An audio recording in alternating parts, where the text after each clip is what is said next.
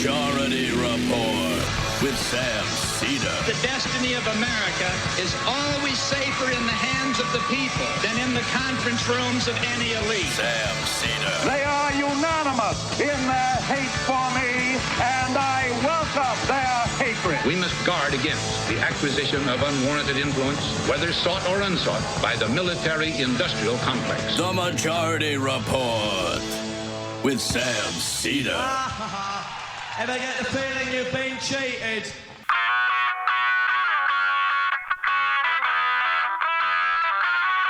It is Monday, December 16th, 2019. My name is Sam Cedar. This is the 5-time award-winning Majority Report. We are broadcasting live steps from the industrially ravaged Gowanus Canal in the heartland of America, downtown Brooklyn, USA. On the program today, Meaghan Winter, journalist, author of All Politics is Local, Why Progressives Must Fight for the States. Also on the program today, the Judiciary Committee releases its impeachment report, alleges multiple federal crimes in addition to the high crimes and misdemeanors included in the articles of impeachment. We will see a vote in the House on those impeachment articles on Wednesday. Meanwhile, Chuck Schumer wants Mick Mulvaney and John Bolton to testify in the Senate. And freshman Dems want Justin Amash as one of the impeachment managers there. Meanwhile, show you the actual cost of Democrats had they not pursued impeachment. New Jersey Democrat Jeff Von Drew, abandoned by his base for not supporting impeachment, will have to jump to the Republican Party. New poll has Biden and Bernie basically tied nationally. Mike Bloomberg, meanwhile, buying mayoral endorsements as he preps for a potential third-party run under the guise of pretending to run in the Democratic primary. Wisconsin judge orders 250,000 voters purged from the voter rolls in Wisconsin. And the Atlanta Journal-Courier, Atlanta's newspaper, top paper study shows precinct closures dramatically harm turnout in Georgia. And try and guess in which particular cohort they hurt the most. I thought it was police precincts for a second. I got excited. No, sorry, voting precincts. And Pete Buttigieg helped with a plan to destroy the post office. It's personal now. Now you've done it, Pete. Donald Trump looking to attack Social Security disability insurance. And Mexico balks at the USMCA's labored standard protections. Lastly, reason number 15, although it could be really any number of reasons, why I may run against Chuck Schumer 2022. Why not? Precedent's been set. All this and more on today's program, ladies and gentlemen. Welcome. This will be the final week of live broadcasts for this program in 2019. There's a decade. Holy cow. Yes, in this decade. I hadn't even contemplated that. Really sneaks No, but up on isn't you. there some type of like technicality that really the decade doesn't begin until the 2011? Yeah, some people go by the first. I don't know That's what about that. Jay Gould did, and so that's the way I do it. Oh, was the first Stephen year Jay of this Gould? decade Stephen Jay Gould. 2009? Then I like that. Stephen Jay Gould was making an argument that we do not enter the 21st century until 2001. Well, Stephen Jay Gould is good, and so I back that position. I mean, math is not our strong pure suit, so tribalism. I guess I could defer to him. Yeah, Gould is good, but I mean, the year zero would have felt like the new. Imagine if you were in the year zero. That would feel like a new decade. Yeah, I know, but I think, to a certain extent, they probably did that retroactively. I don't think people said, like, we've been in the negatives, and finally we made it. We caught up. To year zero. Finally we caught up. God. I do like Matt's sort of like... There's a little bit of... There's some weed material there, Matt. It's like, year zero, man. Wouldn't it feel... It's like, this is like a totally new beginning. We reset ourselves. Totally nailed it. Like, cool is cool, but by like, December, I want a new start, man. By December of year zero, I would think the temptation to just say, like, dudes, we could just start this all over again. And you would never not have the year zero. You would just restart it again. I mean, that's what we're trying to do, really. We should do it again. We should. Let's just turn the clock all the way Reset. back. Nevertheless, it is the end of the decade, and I can't even remember what prompted that. It's this is the last our show. our final live shows of the week. Now, what we will do is we are compiling the best ofs of everything, best of all of it, and we will have that for Christmas week. There's also a chance that I may hop on YouTube every now and then, do a little live stream. So you're forewarned. So you should go, if you're not subscribed for some reason to our YouTube page, I mean, I imagine that you are, know that that's an opportunity for you there. And we don't have in the app you can check the app. It will be, even if you miss it live, you can check the app. There'll be updated videos, on the app, as it were. And you can find that at majorityapp.com. We don't have a notification, text notification on our app anymore. We should probably institute something like that in the future for the 5 people who would want that. It's the Majority Report again. Great on my phone. Ladies and gentlemen, before we get to our guest, as you know, one of the things that I've dedicated my life to after leaving show business for this profession was to attempt to rid the world, I guess, but really I was focusing on the United States, because you must clean up your own backyard first, is what I always said. And I have been fighting the good fight in the war on Christmas. For a while, it looked like I had won. There was a town in Wisconsin years ago that had sung Silent Night and did not include Jesus in it. And so I thought, I've won. There was a retail outlet that printed more Happy Holidays signs than they had the year before, though they had always said Happy Holidays, and I thought I had won. And then I came across this clip with Judge Jeanine talking to Eric Trump and his baby and his wife, whose names escape me, and everything was shattered. Eric and I were talking about what's going on with impeachment and the FISA and all that. But will you guys be able to just forget about all of it and really enjoy the fact that you really are part of the first family? You are the first family. I mean, you've done wonderful things for this country. We now don't have the political correctness that Pause we it used for 1 to. second, and I'm going to go back a little bit, but I just want to say,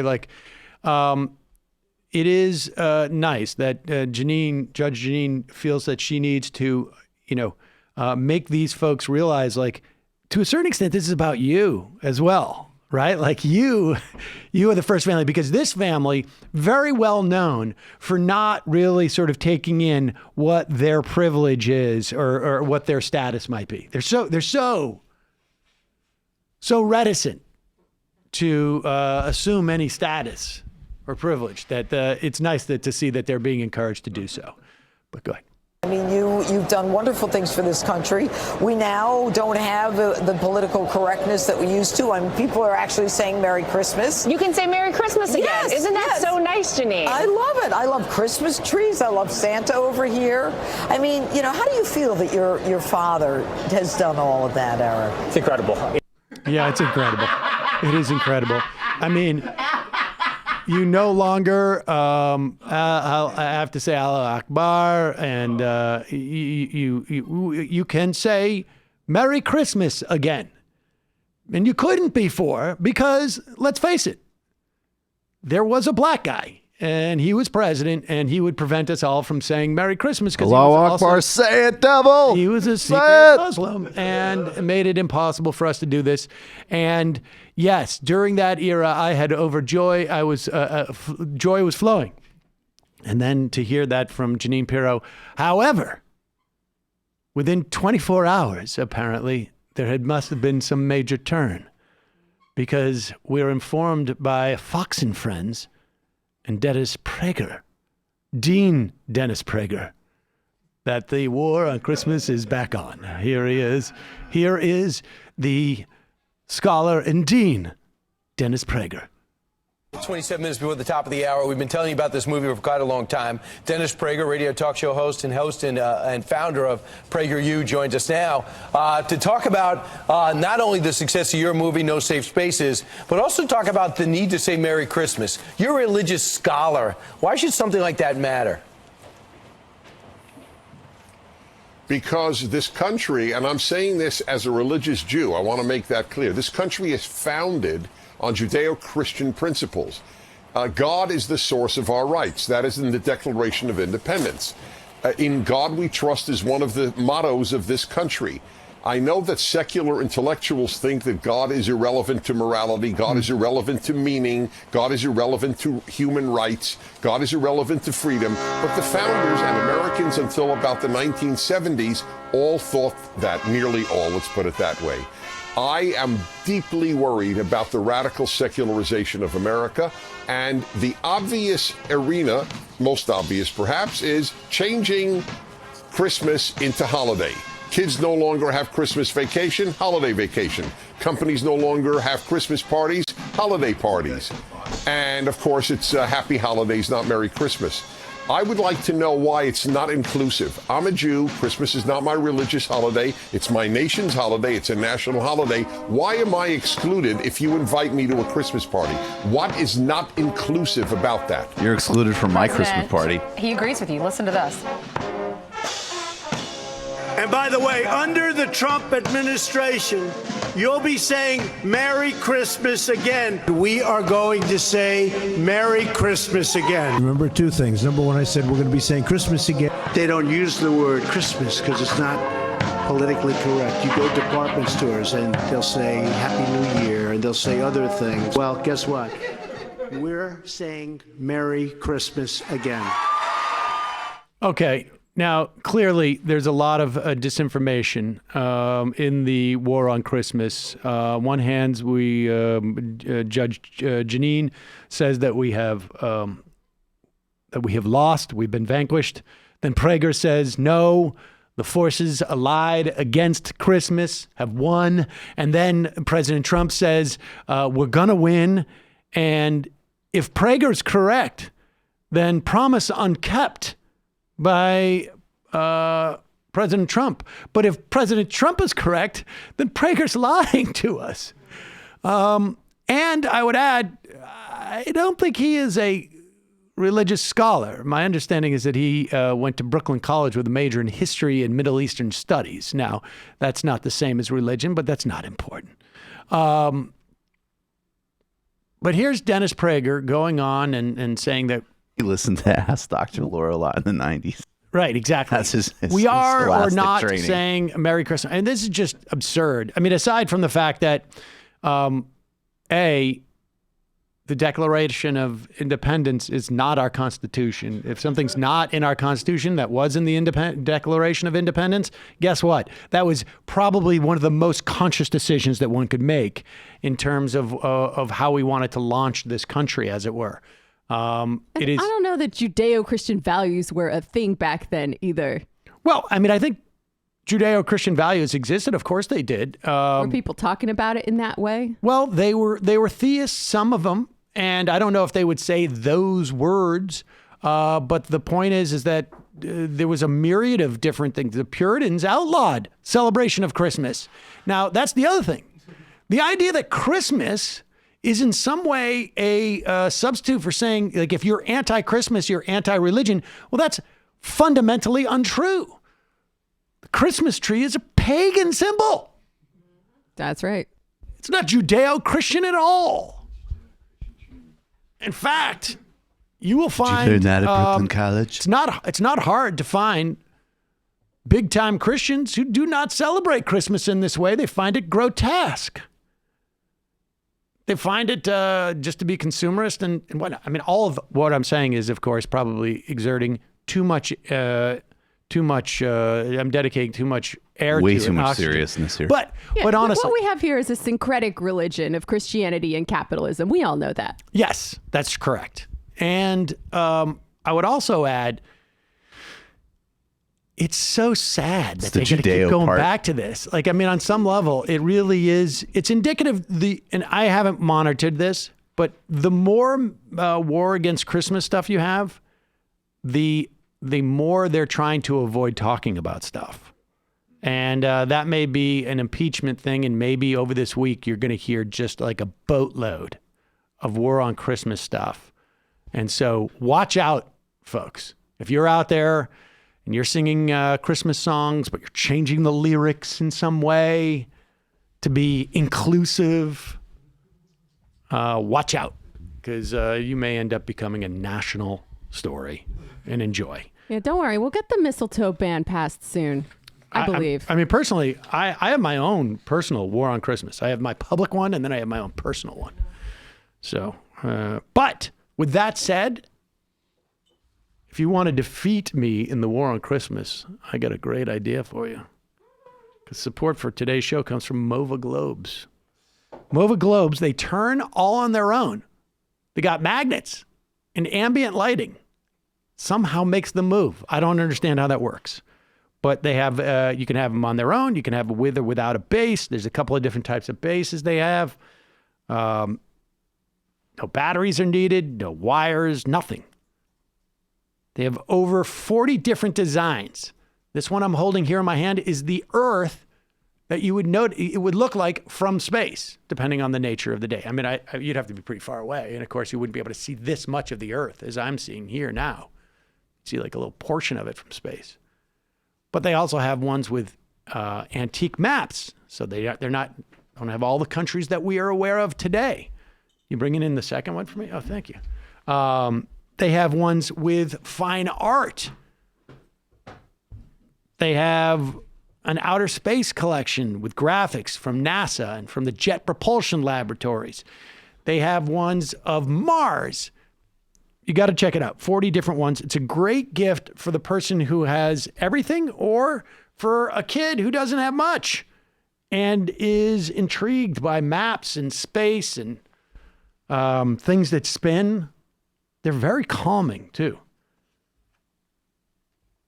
Now, just in time for the holiday season, you can get 15% off your purchase when you visit movaglobes.com/majority and you use the code majority. This is their biggest deal of the year, folks. It's only valid for a limited time, so head over Mova, M-O-V-A, globes.com/majority. Use the coupon code majority for 15% off. That's movaglobes.com/majority.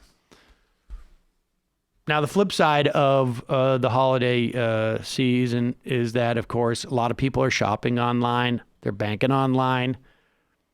Hackers are using what is known as social engineering to try and obtain information about you through phishing scams, which they can then use to gain access to your bank account.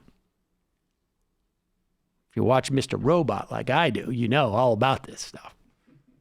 It's partially a human and it's partially like jamming machines. So, for instance, you get a seemingly legitimate phone call from a bank and it turns out to be a phone scam. And this one is actually true. It resulted in millions of dollars lost to hackers. They call up, they say, I'm from Chase Bank. No, they know maybe like 1 out of 10 people are at Chase Bank. But if they call up and say, it's Mr. Johnson, I'm calling from Chase Bank, having a little problem with your account, could you just give us your Social Security number? And again, confirm for me your address, and then you confirm your address, and that's all they need, and they go in and they crack open whatever it is you're doing. Last year, almost 27,000 people reported being a victim of some sort of phishing scam. Every time you bank, shop, or browse online, you can be vulnerable to cyber criminals. A new Norton 360 with LifeLock membership provides you all-in-one protection with device security, identity theft protection, and a VPN for online privacy and more. Look, no one can prevent all cybercrime or identity theft or monitor all transactions at all businesses. But new Norton 360 with LifeLock is a powerful ally for your cyber safety during the holidays and beyond. Sign up today. Save up to 25% off your first year by going to norton.com/majority. That's 25% off Norton 360 with LifeLock at norton.com/majority. Terms, of course, apply. All right, we're going to take a quick break. When we come back, we'll be talking to journalist Meaghan Winter about her book, All Politics is Local, Why Progressives Must Fight for the States. Be right back.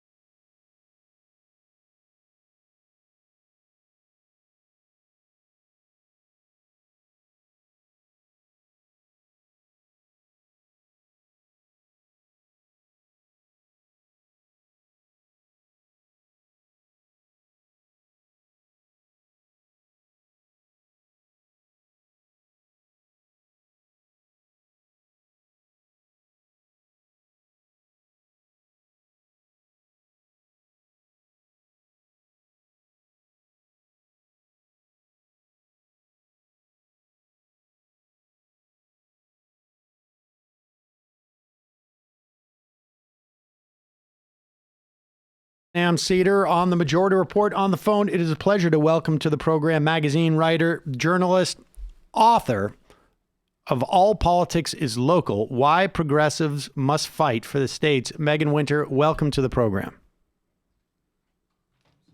Are you there? Yep, I'm here. Oh, hi, Meaghan. Yes, thanks.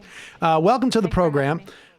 Let's just start. You over the course of a couple of years, actually, you were reporting in Missouri, Florida, and Colorado. Why those states? Yeah, so I wanted to look at a number of states because I wanted to show that what's happening is not just in one place, and I wanted to be able to look at a number of different issues and show how they intersect and work together. And I wanted to look at places that aren't inevitably conservative or aren't inevitably progressive. So I chose those states because each of them kind of exemplified one of the different issues in politics, one being like the huge amount of money spent on the state level, another being the cultural issues and the culture war and race, guns, abortion, how they're used. And another, honestly, my editor told me I needed to find something hopeful or something where a place where things were working for progressives.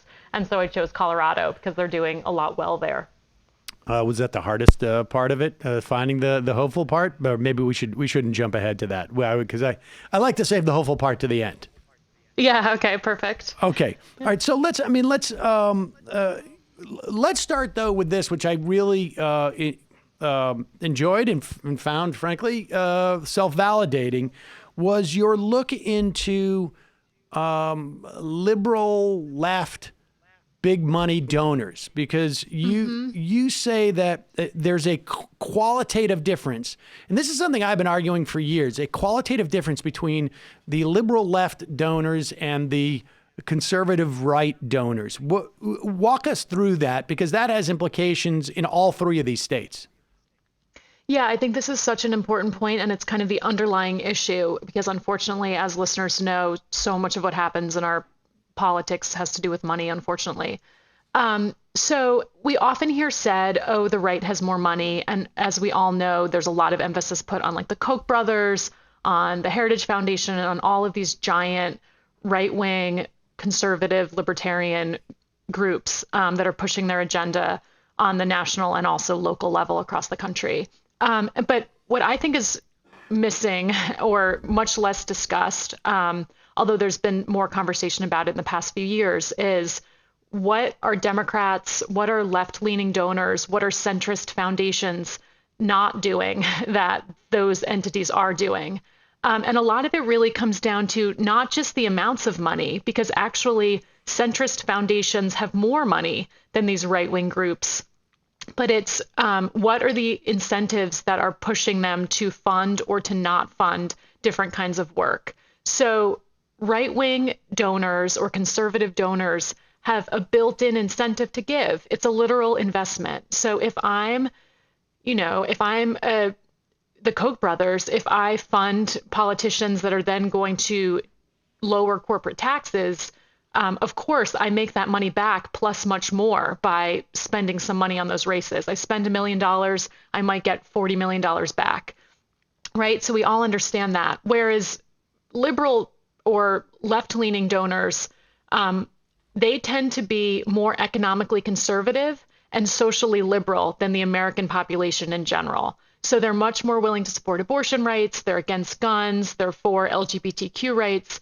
at higher rates than the American public. And they also are much, much more economically conservative, meaning they're not going to fund these sort of structural changes that are going to actually empower working people. They're actually going to empower poor people, even the middle class. Like those kinds of bigger structural changes are not things that they're going to fund. They're just not. So that's why we see a lot of these, and anyone who works for a nonprofit will recognize this problem, where liberal donors tend to give, $10,000 at a time to some organization that they find interesting.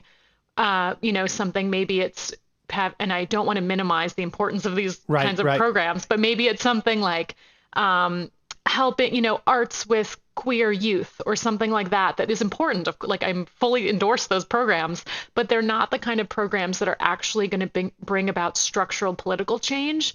Whereas donors on the right have built-in incentive to create structural change that gives them more power over the long term.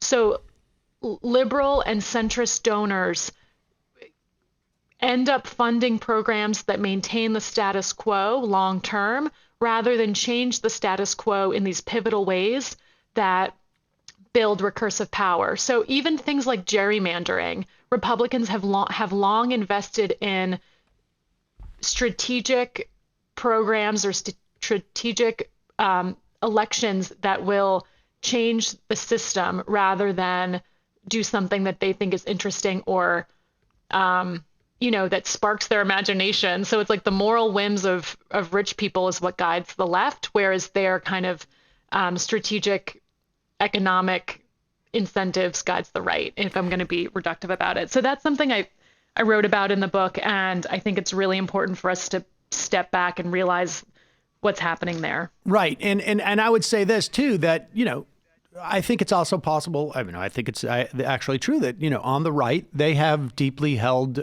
political beliefs as well. So they don't even necessarily have to get a net positive return on investment. They're going to get some like material return on investment, which the divide, the gulf, can be filled with their ideological returns as well. Whereas that's not the same, as you say, on the left. And the other way that I would describe it, and I've described it for years, is that I think there's also just a qualitative, almost personality aspect of people on the left. And when they have money, they're wealthy people on the left. And by left, I mean, basically running from the center to the left, that they like to be thought of as creative, and that they like to fund. And you say at one point, like, I can't quite make out what I wrote here, but unique special air to what they're providing. And the idea of doing projects as opposed to operations funding a unique project as opposed to like, here's your operations, guys. Keep running your organization for the next 2 years.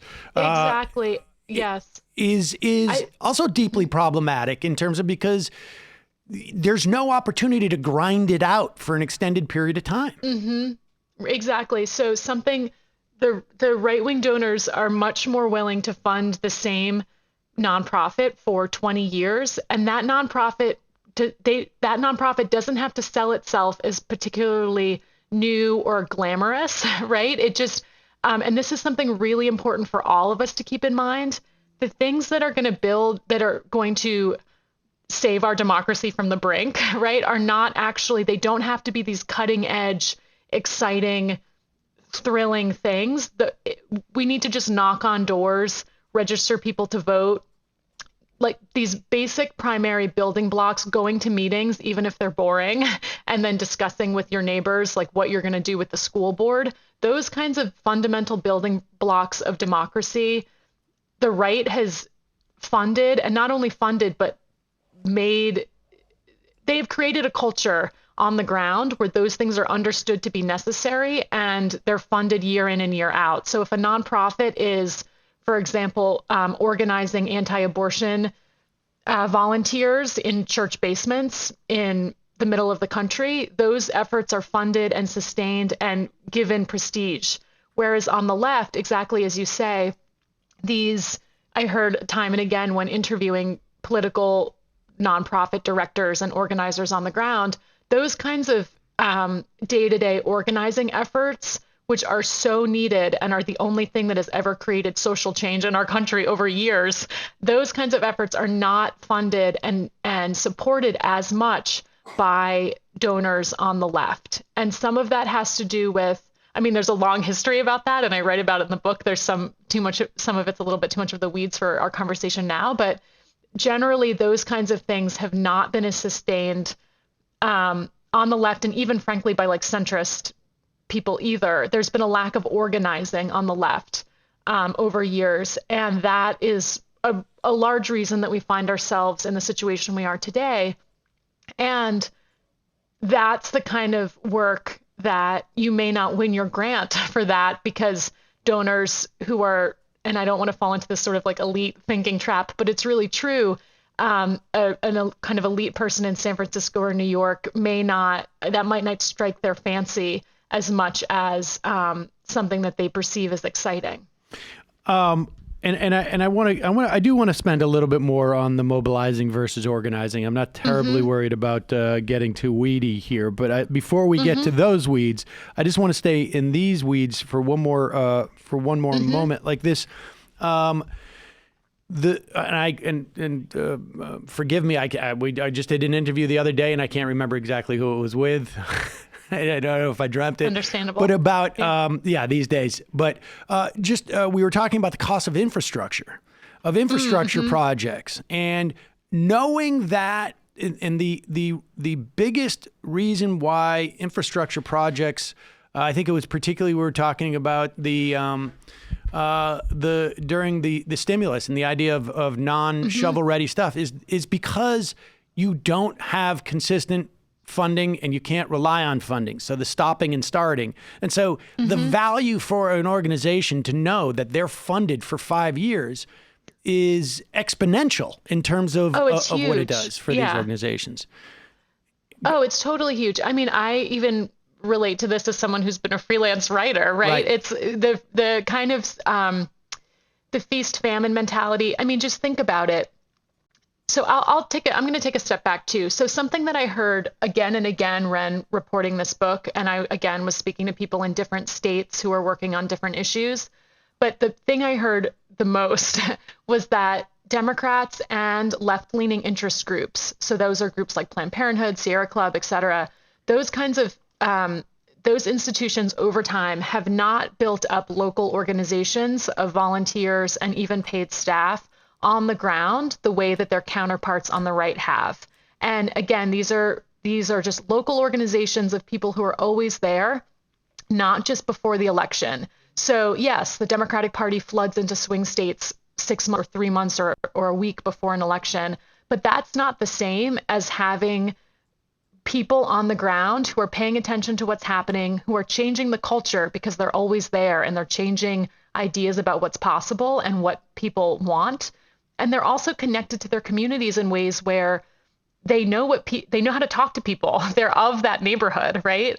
And those kinds of groups are able to achieve a lot when they're well organized and when they're able to have a 5-year plan or a 2-year plan or whatever it is, because then they're able to say, okay, what we want is paid sick leave in our city. And how are we going to get it? It's going to take months or years to be able to achieve something like that. So they can hire organizers, they can have meetings, they can have goals. I mean, as ridiculous as that sounds, whereas you can't have a goal if you only have funding for a very short amount of time and you don't know how much staff you're going to have. So on the right, we've seen time and again that they've been very proactive. They've laid out plans for decades at a time. That's what we're seeing happening with the federal courts, which are now increasingly held by conservative judges, especially now under Trump. And how did that happen? That didn't happen with 6 months of funding and 20 grand, right? That happened with decades of plotting, many institutions working together. And that kind of foresight and thinking and strategy is really only possible when you have institutions and you have organizations and you have people working, at the top, but you also have people who are strategizing and laying plans. So, and getting their neighbors together in these ways that, again, they seem very mundane, but they're actually incredibly powerful when taken together. So that's the kind of thinking and strategizing that the left has not been as successful at, especially in, the past few decades with unions decline, with the Democratic Party becoming more nationalized, et cetera. And a lot of that comes from the top in terms of how funders are deciding to spend their money. And at some point, we also have to realize that it comes from all of us. And are we actually going to our local meetings too?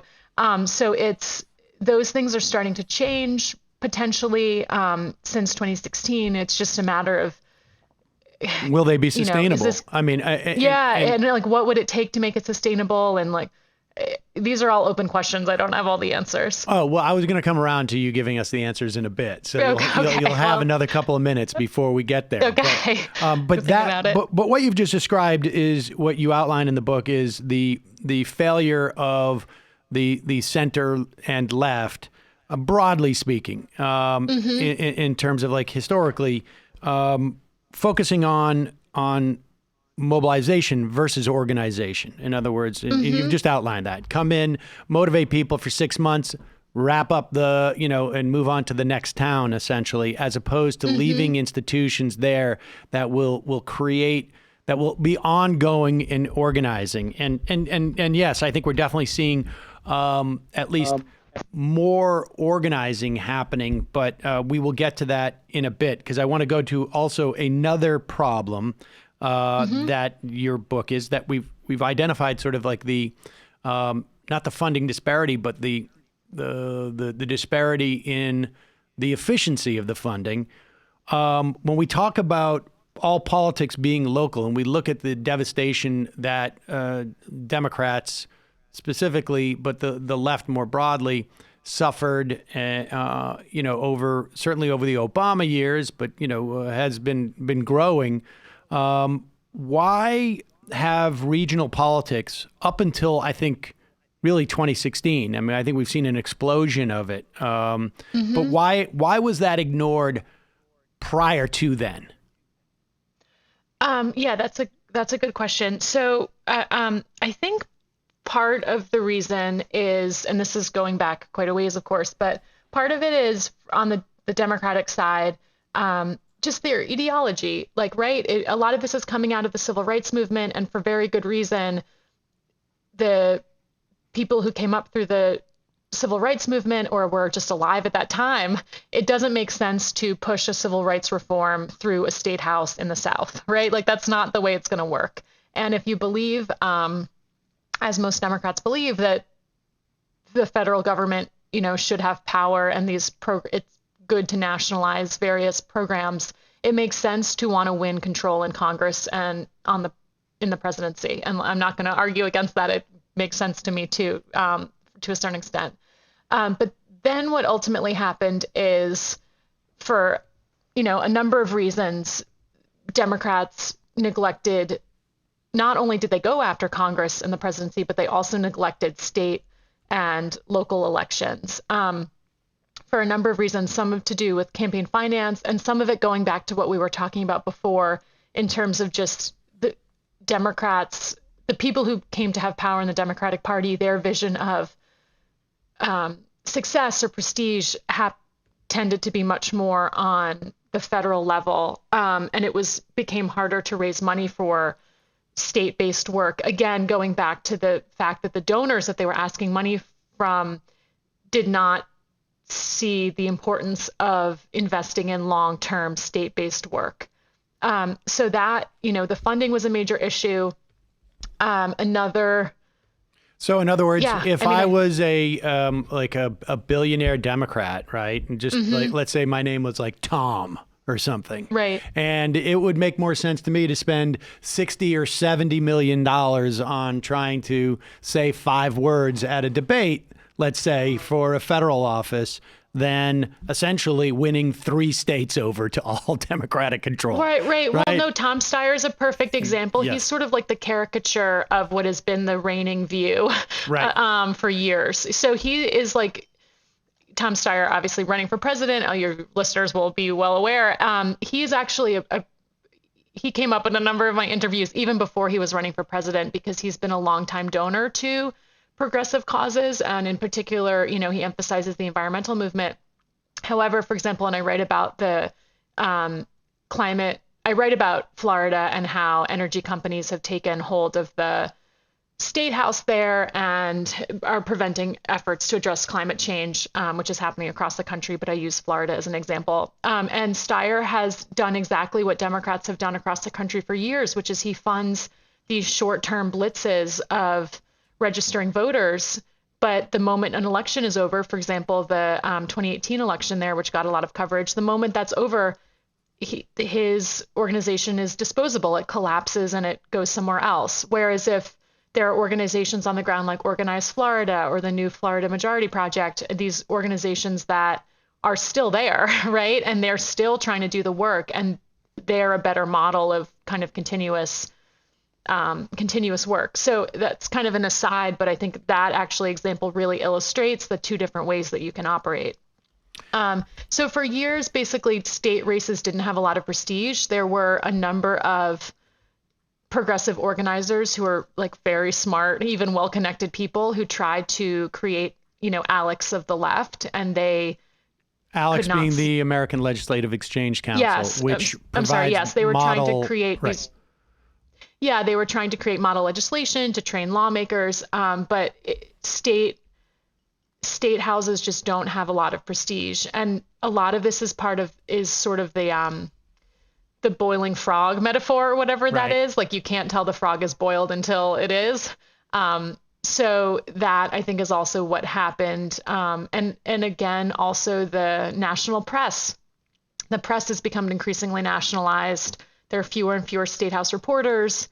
And even where there are state house reporters, they're extremely overworked, and they don't have the bandwidth to pull back and show, yes, there's an anti-union bill moving through the state house in Missouri, but that anti-union bill is also in 12 other states, and it's being funded by this person, and it has to do, that kind of national scope, bird's eye view.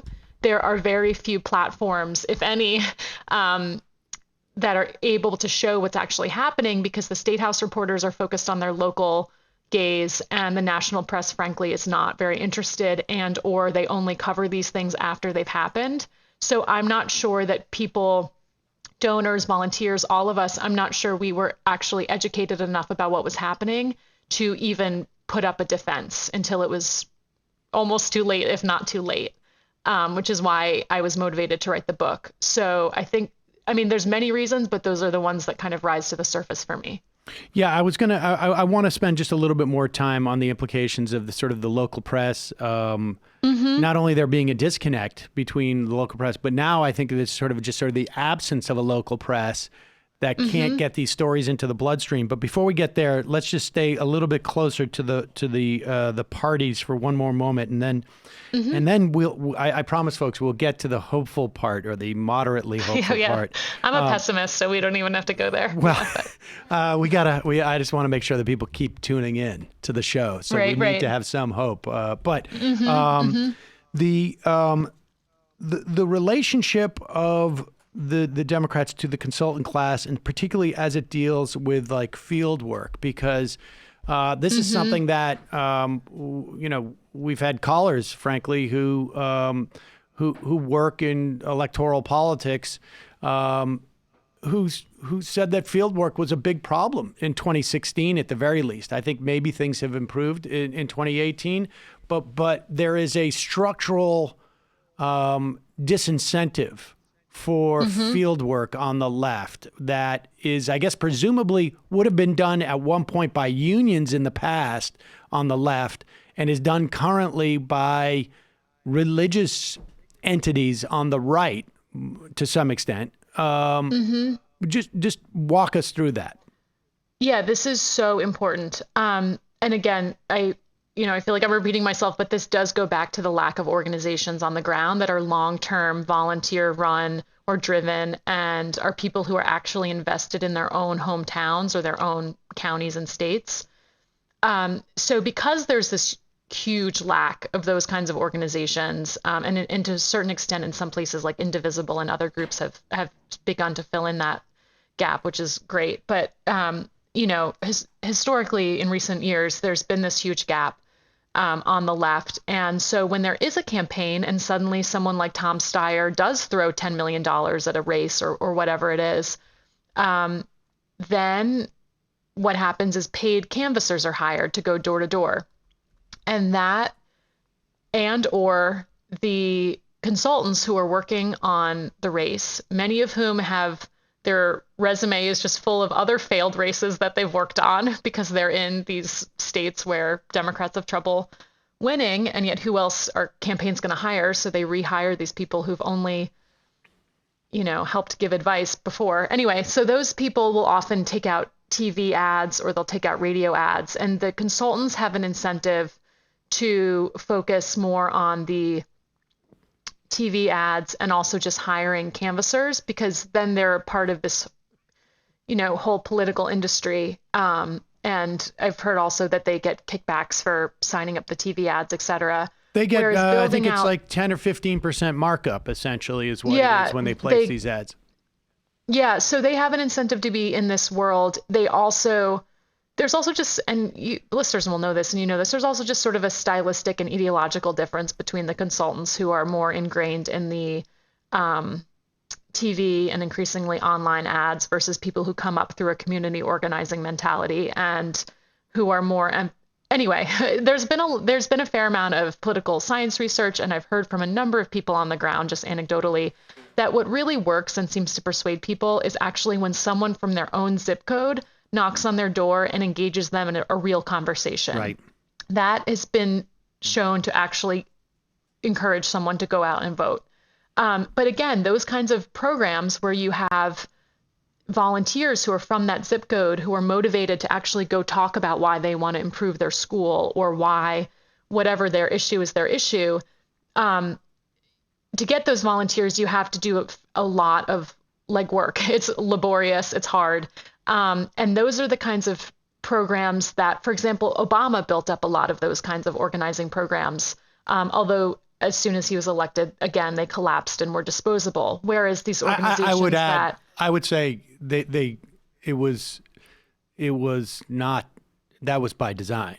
That Obama specifically wanted to end those outside organizations. Exactly. So if we if there had been a different mentality, if everything had been different and there had been a way for the Organizing for America out of the Obama campaign to actually continue to be successable for other initiatives or for other, who knows what. If they were allowed to maintain their independent power, which I think the Obama administration perceived as a threat, it would be a very different, I think, 10 years.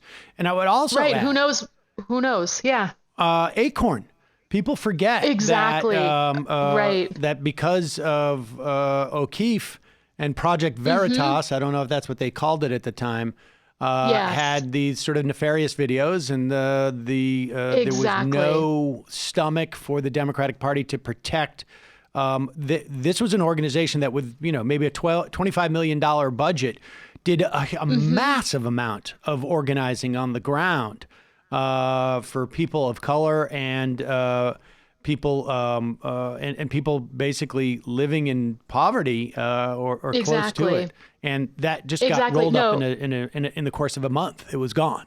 Exactly. I'm so glad you brought that up. I write about that in the book. And in Florida, Acorn was a major presence, and they were shut down. And what I thought was really interesting about that was everyone I spoke to in Florida brought up Acorn and how it was shuttered. And they saw that as an example of what could have been and how difficult it is to maintain that kind of organization. And what I thought was really interesting in Florida, too, was it wasn't just the, people who identify as progressives who continually brought up Acorn, but it was also, Alex Cenk, who ran for governor in Florida in 2010 as, very intentionally running as a moderate, who got a lot of criticism for her work in the banks, et cetera. And she repeatedly brought up Acorn and how important that organization was. And so those, I think Democrats in general working on the ground in these places or trying to win local elections keenly understand the need for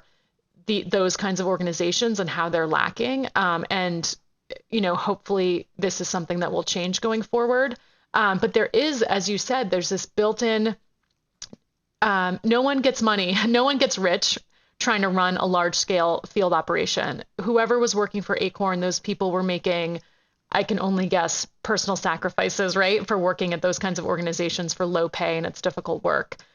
So these campaigns, especially, they just don't, the people operating those campaigns have much more incentive to focus on TV, to focus on social media. And those things, in some cases, may work in the short term, but they do not work in the long term in terms of building these long-term structures that, if they don't win an election in the short term, they may win.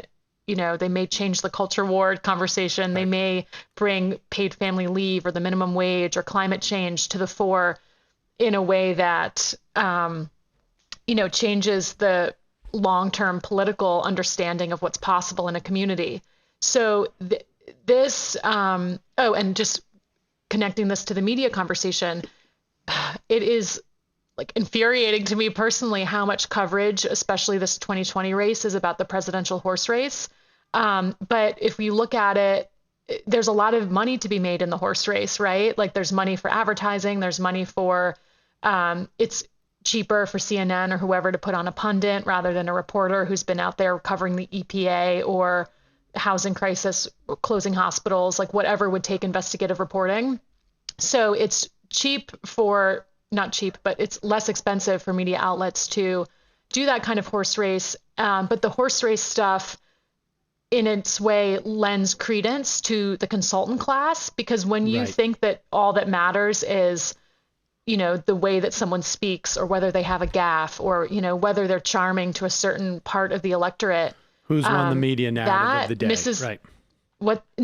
misses the point. It's not, yes, part of it is whether people are charismatic and whether their policies are generally appealing to, people. But it also has to do with whether people turn out to vote.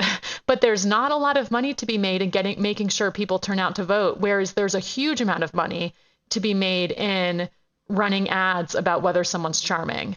But it's such a failure on multiple levels of our politics that's what it's come down to. All right. And it's scary. I mean, it's scary looking at the coverage of 2020 is really scary. And there's just no money to be made in talking about turning out the vote, in talking about grassroots organizing, and there's no money to be made in actually doing it. So, I mean, all of this circles back to the need for the American public to, if you have free time, volunteer, because it's the only real solution, even though that sounds like such a boring solution. I I don't know. I just find it very disheartening the kind of circle between the media consultants kind of punditry. That whole circle it's not the way that Democrats are going to win long term. All right. Well, let's look at one thing. Let's leave on a hopeful note, and maybe we can talk about with the Colorado Gang of Four, as you call it, or just a story that will and I think we've also seen, at the very least, in the wake of 2016.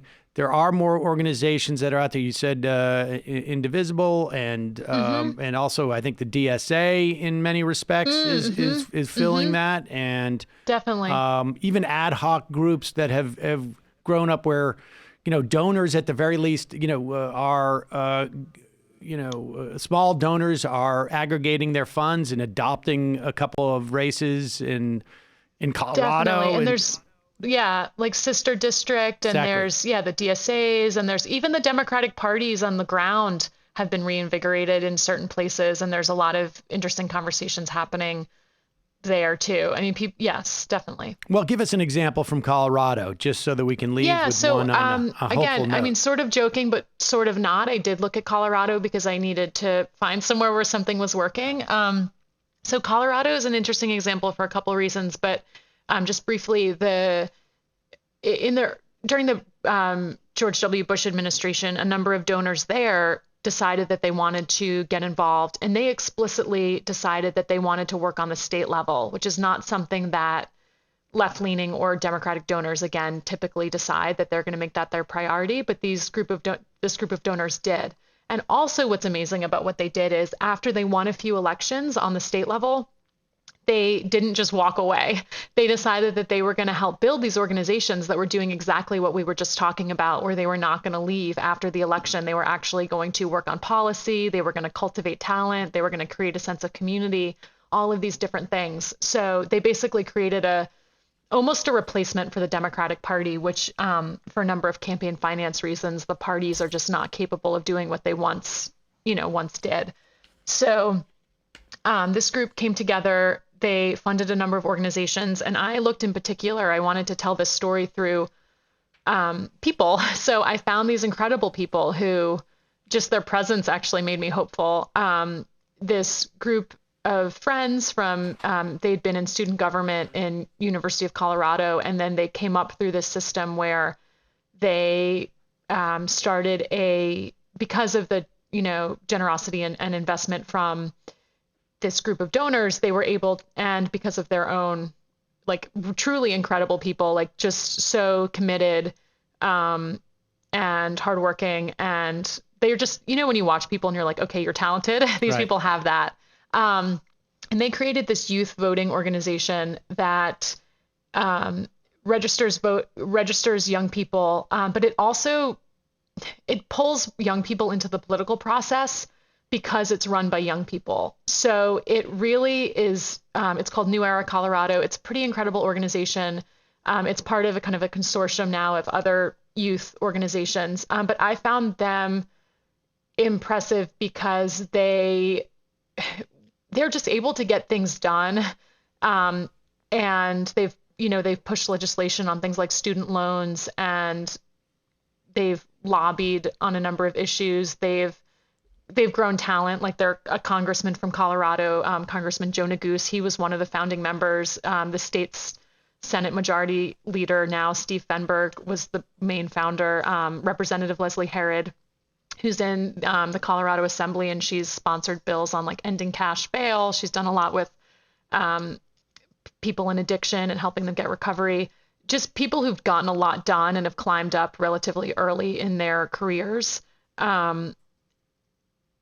Founded this organization, and I think it's just important to see that people can get things done, right, and they can work together. And I was just I just like the idea that this group of friends who in a field that's very competitive were supporting each other and enabled each other's success, really.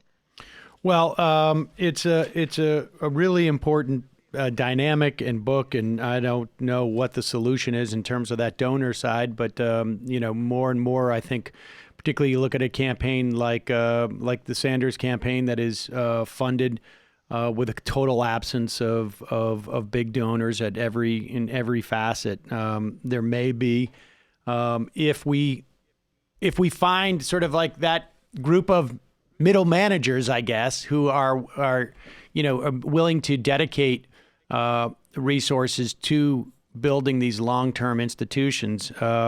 There's the hope, folks. The book is All Politics is Local, Why Progressives Must Fight for the States. Meaghan Winter, thank you so much for joining us. We'll put a link to your book at majority.fm and in our podcast and YouTube description. Thanks again for joining us. Thank you so much for having me. All right, folks. Going to head into the fun half in a moment. We have clips about the smearing of Cenk Uygur by the New York Times. We have clips of Lindsey Graham, who, I think even... What happened to Lindsey Graham? What happened to Lindsey Graham? We're going to investigate that question. Also, bless you. Bless you. That would be an awesome character arc if Matt was like sincerely a fan of Lindsey Graham and genuinely perplexed. I honestly had this conversation with my dad. My dad is a left liberal.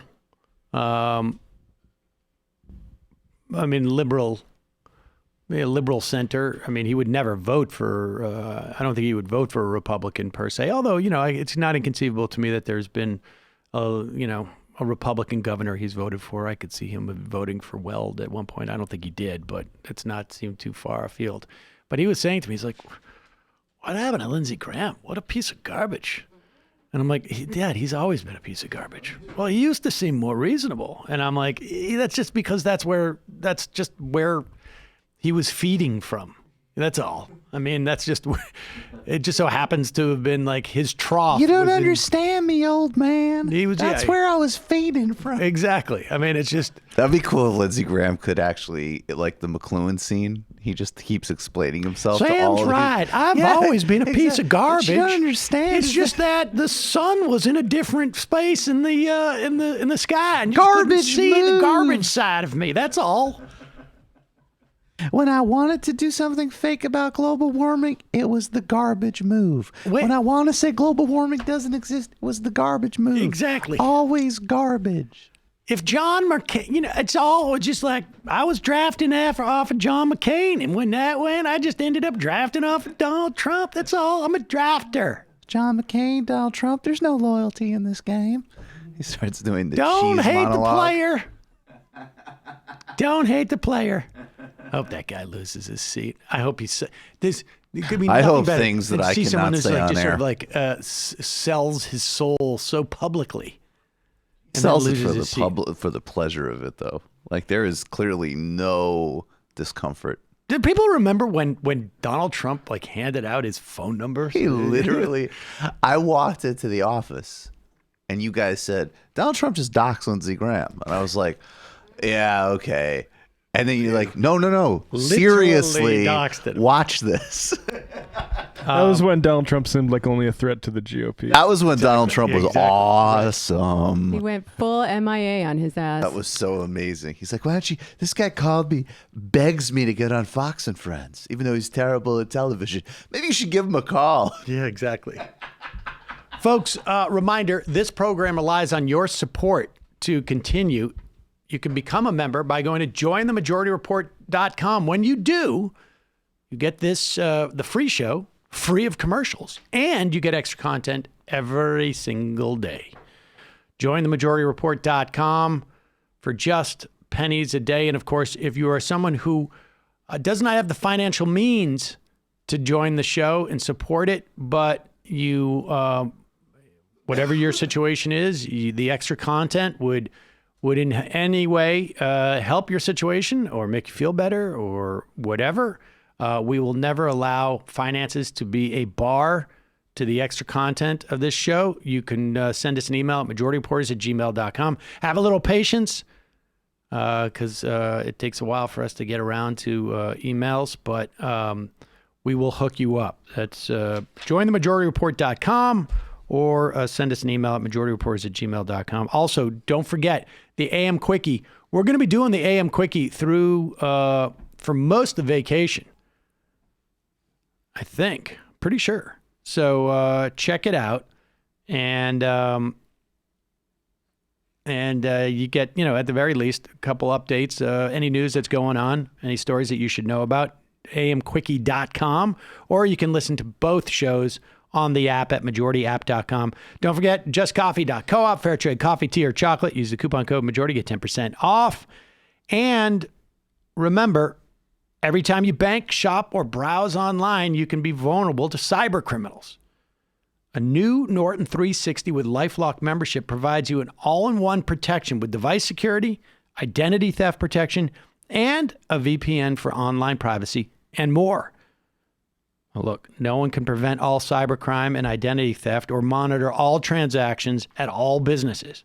But new Norton 360 with LifeLock is a powerful ally for your cyber safety during the holidays and beyond. Sign up today. Save up to 25% off your first year by going to norton.com/majority. That's 25% off Norton 360 with LifeLock at norton.com/majority. Terms apply. Michael. Always with the terms. Today is Monday. Indeed. Tomorrow will be Tuesday. Indeed. And Joshua Kahn Russell is joining us to talk about activism and resiliency, how you actually... Oh, that dude. I like that dude. Really good dude. Really excited to have him on. Usually he's in studio, but tomorrow we're going to be doing it over the phone. Then Alona Minkowski comes in studio. We're going to be talking about the just travesty of this new Pentagon budget. Donald Trump, everybody can agree, is a dangerous sociopath, but the gravy keeps going, and he gets his Space Force. We're going to be digging into that, as well as Yemen and a whole bunch more. That's Michael Brooks' show, streaming live tomorrow at 7 o'clock on the Michael Brooks YouTube channel. Patreon.com/TMBS to get the whole thing.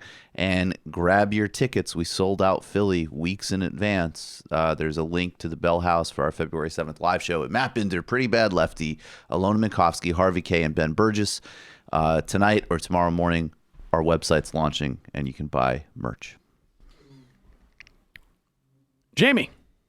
This week on the Antifada, we speak with Alex Vitale.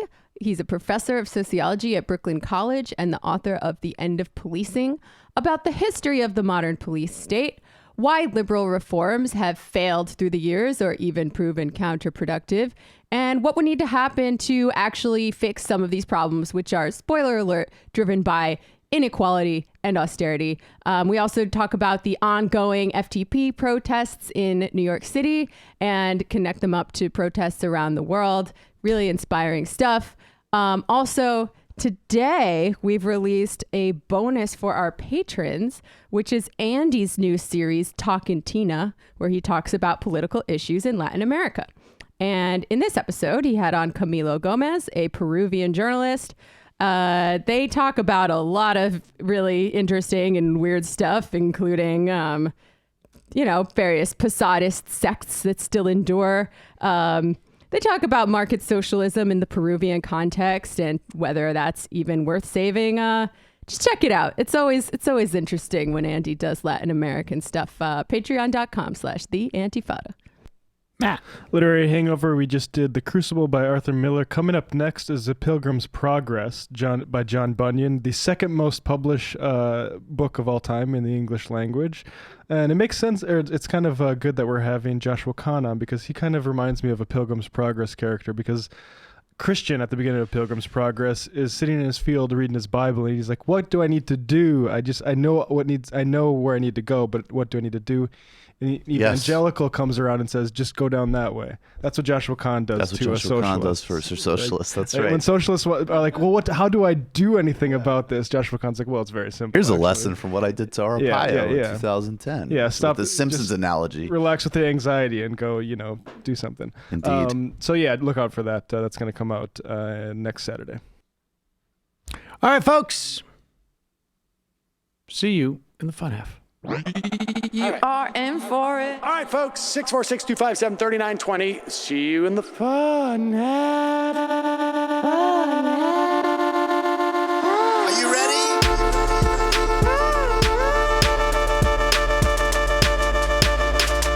Who sent us this?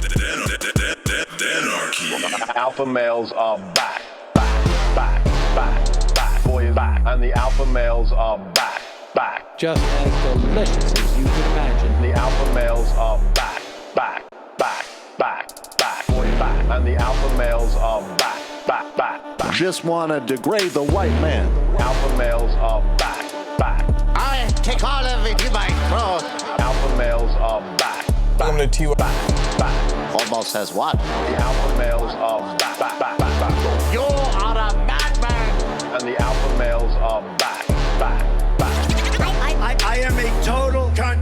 Can we bring back DJ Dannerky's song, please? Yeah, or a couple of them. Just put them in rotation. DJ Danner. Well, the problem with those is they're like 45 seconds long, so I don't know if they're enough of a break. That's fucking nonsense. Hey, folks, reminder. I do not have Parkinson's. And the alpha males are... Psych. Fuck them.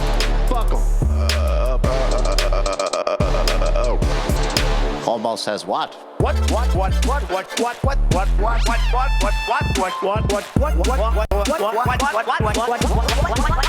says what?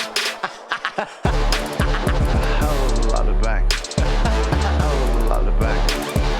Hell of a lot of bank. Hell of a lot of bank. They're Christian. A lot of bank. All lives matter. Have you tried doing an impression on a college campus? I think that there's no reason why reasonable people across the divide can't all agree with this. Psych. And the alpha males are back. And the Africans are black African. And the alpha males are back. And the Africans are black. See Donald Trump out there, doesn't a little part of you think that America deserves to be taken over by jihadists? Keeping it 100. Can't knock the hustle. Come on!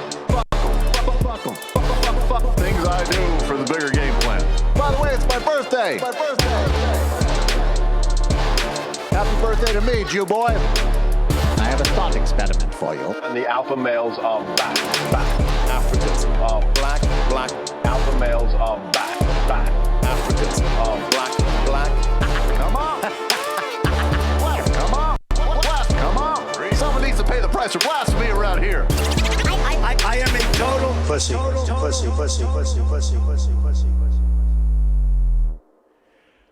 We are back. Sam Cedar on the Majority Report, ladies and gentlemen. Welcome to the fun half. This is where things get a little bit fun. Thus, we call it the fun half. And I am now prepping for a call-in situation. And also we'll do a little bit of this IM situation. Let's start with this. As you know, Friday. Wow. I guess that was the last show that we had. Yes. Like, honestly. Correct. If you had said, like, look, this happened 3 weeks ago, Sam, but it's still important to talk about. On Friday on the program, we had Cenk Uygur. He is running for California's 25th district, I think it is, if I'm served correctly, my memory, which would be shocking at this point. And he is running for Congress there in Katie Hill's now open seat. He is running against a very much an establishment Democrat, one coming from the California State House, backed by all the people who don't want this seat filled by someone who is going to be a problem for the Democratic establishment in any way. And the one thing that I can guarantee you about Cenk Uygur is he will be a problem for the Democratic establishment. And to the extent that he will be a problem, it will not be, well, I mean, in my most cynical hours, I think a reliable vote who will vote with Republicans a certain percentage of the time is very helpful to the Democratic establishment. He will not, but ostensibly is a problem. He will not be one of those. He will be one who is consistently voting with the most progressive congresspeople in the House, without a doubt. I mean, I don't know what you would use as the benchmark, but somewhere between Ro Khanna and AOC, if you were to use their votes as a benchmark, I would imagine he will, he would get a A+ rating if that was going to be the scorecard. Yeah, including on foreign policy. As well. Yeah, that's why I say those two guys, because I think that covers a lot of the sort of the ground. Yeah. But over the years, have there been things on his show that I'm not a fan of? Yes, because it's not my show, and there is no show that exists wherein I look at it and say I'm not a fan of that part of it, because, in fact, for the most part, I don't watch other shows because I don't, on some level, want to be influenced by what other people are doing. And I generally it's just in my nature to just be like, for the most part, I'm just doing it exactly right. And everyone else is not. But that aside, I mean, I'm just being honest. No, I appreciate the transparency. And I also appreciate the beautiful delusion of it. Well, yeah. And I recognize there's a certain amount of delusion of it. And I understand there's a certain amount of narcissism. And it's said with a little bit of irony. Now, that may be a problem. Right. If the New York Times was ever to write about me. Said he did everything perfect. Because they would write, Sam Seder thinks he is perfect and that everyone else is flawed. And we know this because he said something like that. And in fact, well, let's go directly to this. So Bernie Sanders essentially retracted his endorsement of Cenk in a combination of Cenk deciding that his show and his, 1,000,000 hours of public pronunciations, some of which were, in jest, and certainly things he had written on a blog about 15 years ago, very sexist. Now, to his credit, and this came out when he had to part ways with the Justice Democrats, about, he wrote this stuff 15 years ago, about 12 years ago or 10 years ago, he deleted it all because he realized this stuff is sexist. And he was formerly a Republican, also not my favorite thing to have been at that time, but that was years ago. And I think by all accounts, people make mistakes. Growth and evolution this are is, good things. this is not like something he said 6 months ago. It's not something he's defending in any way today. None of it. None of that is account. But of course, if you want to go out and smear people and you want to make them toxic, this is the way you do it. And I think he realized, this is going to be problematic for other people, not so much maybe for him, because he has an updated record. But, in the same way, I've been through one of these things, and I will show the analogy in a moment. So Bernie stepped back, and then there was a piece written in the New York Times about it. And this is a perfect example of something that I think is either like despicable or highly problematic with, maybe both, with really a lot of news organizations, but particularly in this case, the Times. So the paragraph says, Mr. Uygur, a longtime supporter of Mr. Sanders, that I believe is true, has also disparaged former President Barack Obama on his show.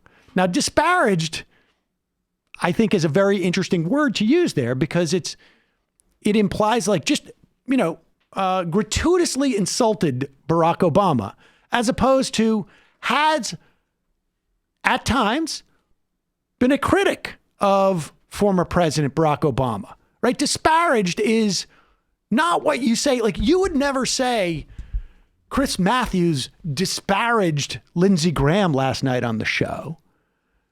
They would never, ever say that. He disparaged Tip O'Neill. It's just a very strange choice of words.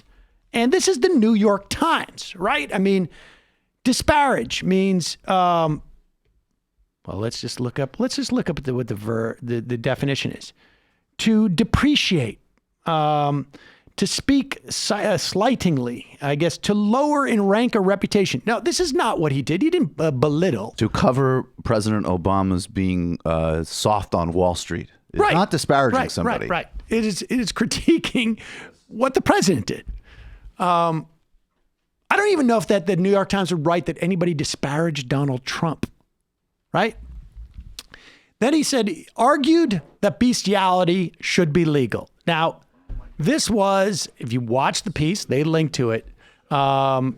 It is one of those sort of like, we're doing a talk radio show and I'm gonna take a position as basically as a joke. So obviously, if you are irony dead. Exactly. But this is where this is the one that's really the most offensive. And hosted white supremacist figures, including David Duke. Okay, now, hosted, this is something you could say about CNN in the past week. And when they host, they really host. Right? Like, they really host. Like, hosted is again implying like, I'm going to be nice and welcome into my home. I'm your host. As opposed to interviewed. The way you host Libertarian. Right. The way I hosted Michael, what's his name? Tracy. What's his name? Not Michael Tracy. Very nice host. Yeah, Michael Tracy. I hosted him on the show. Right. And in one clip that circulated on Twitter, now this circulated on Twitter by someone who was specifically attacking Cenk Uygur and in support of his political competitor in this 25th district. I mean, literally misinformation. Right. We got to call it what right. And it's interesting. They will link to the argue that bestiality should be legal, but somehow they couldn't find the David Duke interview, right, in this piece, and they didn't link to that. In one clip that circulated on Twitter, also no link, Mr. Duke ends an interview by saying, "I am not what you call a racist," to which Mr. Uygur replies, No, of course not. Now, I say it that way because we're just reading it. They don't link to it, so we don't know the tone. It could have been, no, of course not. Very credulously, or like, yeah, no, of course not. Now, and wait, put it back on there. Put it back. Mr. Uygur called the clip a complete smear that had been taken out of context from a combative 1-hour interview in which he pushed back on Mr. Duke. Now, the idea that they wrote that paragraph in there shows me consciousness of guilt. They know they are reprinting a smear, but they want to be able to say, but we allowed him to address this. We didn't link to it. We, as the New York Times, a multi-million-dollar business dedicated to finding the truth, could not make this assessment. So we are going to present the charge not as a claim or an assertion, but as a fact. TikTok, voice of God. And I know this because I've actually been on the other side of how you do this with reporters.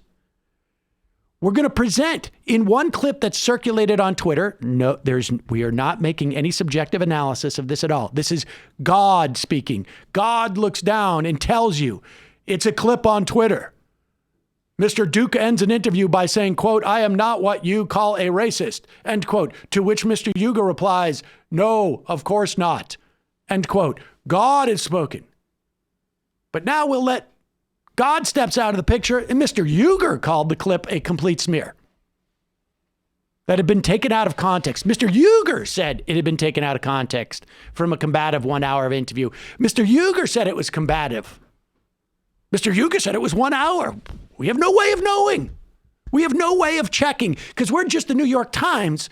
We don't have computers that link to this stuff on YouTube, even though we linked to the clip about bestiality. So we're going to let you decide. Here is the, let's play first just a snippets of this interview to see if Mr. Uygur was accurate that this was a combative interview. Mr. Uygur said it was. We don't know. We just know that God says. It appears he said, of course you're not a racist, Mr. Duke. Name me one anti-Semitic person. I say that you can't. The Jewish organized David, how can you think you're not anti-Semitic? How could you possibly think that? You think the Jews control the world? That's anti-Semitism 101. I'll give you another quotation. Kagan is on the Supreme Court, but so is Sotomayor, and she's definitely not Jewish. She's Latina. I mean, Kagan made it onto the Supreme Court, but so is Sotomayor. Those are two picks by Obama. Sotomayor, clearly not Jewish. In fact, what is it? I think 7 out of the 9 justices are Catholic. Oh my God, the Catholics have taken over the Supreme Court. Watch out, David. Watch out. It's the Catholics that are the problem. But then you've got the Koch brothers who buy all these politicians. They're not Jewish. How does that fit into your conspiracy theory? So, I mean, you keep saying Goldman Sachs, but before Blankfein, the head of Goldman Sachs was Hank Paulson. Christian extraordinaire. The biggest political contributor in the country is not Sheldon Adelson. It is David and Charles Koch. They are enormously Christian. They're Christian. If you built everything, but somehow you don't have power anymore, you can't even get into the schools you built, why are you guys such losers? All right, now. I don't know. I guess we only know that Cenk characterized that as combative. I mean, ending that interview by saying, yeah, sure. Okay, wait. Here it is. So now, apparently, this is the 3rd time that Cenk tries to end the interview, but David Duke will not sign up. I watched this when this first aired. It was incredibly saying, awkward. All right, thank you for coming. But wait. I got something else to say, Cenk. Okay. Here it is.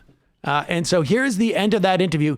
Now, ostensibly, according to the voice of God, and this is what they call it. When you write these pieces, what they tell you is we're going to do some, when I get interviewed by a reporter, I say some of this is going to be off the record. Why do I do that? Because I want to give them information that they don't attribute to me, but they just report as if it's the voice of God. And then I go off the record, or I should say on the record, to give my take on it. But if I can tell them, if they use my facts and don't attribute it to me, it has more strength. So here is Cenk saying, why, of course you're not racist. Or, yeah, you're not racist. They still talk about me practically every day in relation to Trump or relation to the guy from Louisiana. Mm-hmm. It's amazing that I don't do many national interviews anymore. I think the reason is because my arguments are very compelling to an awful lot of people. If they sit down and think about what they say. Now, just be clear, because if you're not watching this, you just didn't hear him say, I think I know why you didn't do a bunch of races. And then he goes, agree to disagree. He's now literally mocking him. Rude. He was rude to David Duke, but we didn't get that across. But continue. Amazing that I don't do many national interviews anymore. I think the reason is because my arguments are very compelling to an awful lot of people. If they sit down and think about what they say, I think they'll be really surprised. Okay. And by the way, I want to make this clear too. I am not what you call a racist. No, I am not, because I believe that every people have the right to seek the things that they love, the things that they appreciate, their values, their people, their interests. And I believe that every nation has the right to be free and independent. That's not what the Zionists think. Okay, the Zionists who control our foreign policy want to subjugate the entire world. They're trying to almost create a war with Russia today, which would be insane. This is a secular. But that's what they're doing. This is and secular. we have to break ourselves through this. And I think the Okay, second all right, we gotta go. We gotta go. was All because right. of, all right. Okay, David, again, third time. Thank you. We appreciate it. He's just trying to pretend that he's being played. The idea that the New York Times would report this, when Mike Cernovich wanted to smear me and get me fired, he took a tweet that was so obviously satirical, ironic, that within 3 or 4 days, MSNBC had to rehire me. And the reason is particularly for a news outlet. If a news outlet does not have the ability to assess a statement, whether it's written or spoken, to assess its meaning in context, including all of the sort of the fact that we use idioms, the fact that we use body language, the fact that we use sarcasm. If a news organization is not able to do that, then everything becomes fake news. Then the use of idioms, you can lead a horse to water, but you can't make him drink. Why would the politician say that? Is he working with horses? Right? Do you understand where this leads to? And there's only two things that are happening in this failure. One is the New York Times has no editorial staff, and its reporters are completely incapable of assessing ideas like sarcasm or irony, or this was a purposeful smear that the editors did not care, either did not care was happening or were happy to promote. And if that's what the New York Times is pumping out in a situation where we can examine it and see it, how much can we rely in situations that we can't examine it and see it? This is when the public editor signs off. They stopped having an ombudsman or ombudsperson in 2017. I mean, this is reprehensible. Regardless of what you think about Cenk, regardless of whether you would prefer the establishment Democrat, regardless of whether you like his TYT show, this is about the New York Times now. And how many other candidates, organizations are they smearing, but we just don't have the ease to which to look to the YouTube channel. This is a big deal. This is a big deal. And if the Times lets this hang out there, it gives you an indication of just how much you can trust them in any of their coverage. That's 100% right. And I just want to say, even Cenk, the way they use, I want to just say it wasn't that he was taken out of context. It's even more violent and dishonest than that. It's just a pure direct misrepresentation of what was said. And, beyond that, it just strikes me that I think when it comes to commentary and analysis and shows like this, we are better, and generally podcasting, YouTube, whatever, is better than its corporate analogs on mainstream news. And so I don't think there's any problem with people replacing shows like this over shows they would find on cable. In fact, it's infinitely preferable. But the thing that I keep saying is, like, in a healthy society, however we want to define it, you actually do need institutions like the New York Times theoretically. Yeah. You need quote unquote objective journalism in the sense that, yes, there's always biases and it's always, yes, we have to be sophisticated about it. But you do need actual big budget journalistic outlets that cover things separate from an editorial line. And it's under assault in terms of the business models overall. They're the New York Times and Washington Post are doing great, but small media is still collapsing all over the place. The ability of people to do investigative journalism is collapsing. And certainly people, I would say, in the authoritarian right tendencies are happy with that. And then people like in the Times who are so sanctimonious about this stuff are taking a sledgehammer to their own capacity to fight for and preserve what actually is an important function. Yep. Can we just revisit the sexism for a second? Well, yeah, I was just about to say, I got an IM from somebody about specifically about his defense of the Harvard soccer team's. Apparently, the Harvard soccer team. Well, I mean, go ahead, and then I'll. Yeah, that was gross. I mean, they also did a panel on picking up chicks in 2016 that I thought was pretty gross and made me think that maybe these guys had some things left to learn in the area of how you talk about women or think about women in general. But I mean, we all have to make a pragmatic assessment when deciding who to support in an election, right? Yes. And if there were a candidate whose policies were as progressive as Cenk's, who never said anything sexist and never pissed me off in that way, then I'd probably go for them. But there's not. So thanks, the guy. Yeah, and I want to make it clear. In no way am I endorsing or condoning that. And just to be clear on what the Harvard soccer, I didn't see the one that you were talking about, but it sounds gross to me. The Harvard soccer team apparently made some type of list where they rated, I don't know if it was the female soccer team or just women in general. I believe it was the soccer team. I'm looking at the Jezebel story. And I don't know if it was like a, like I would do them list or just like hotness list or whatever it is.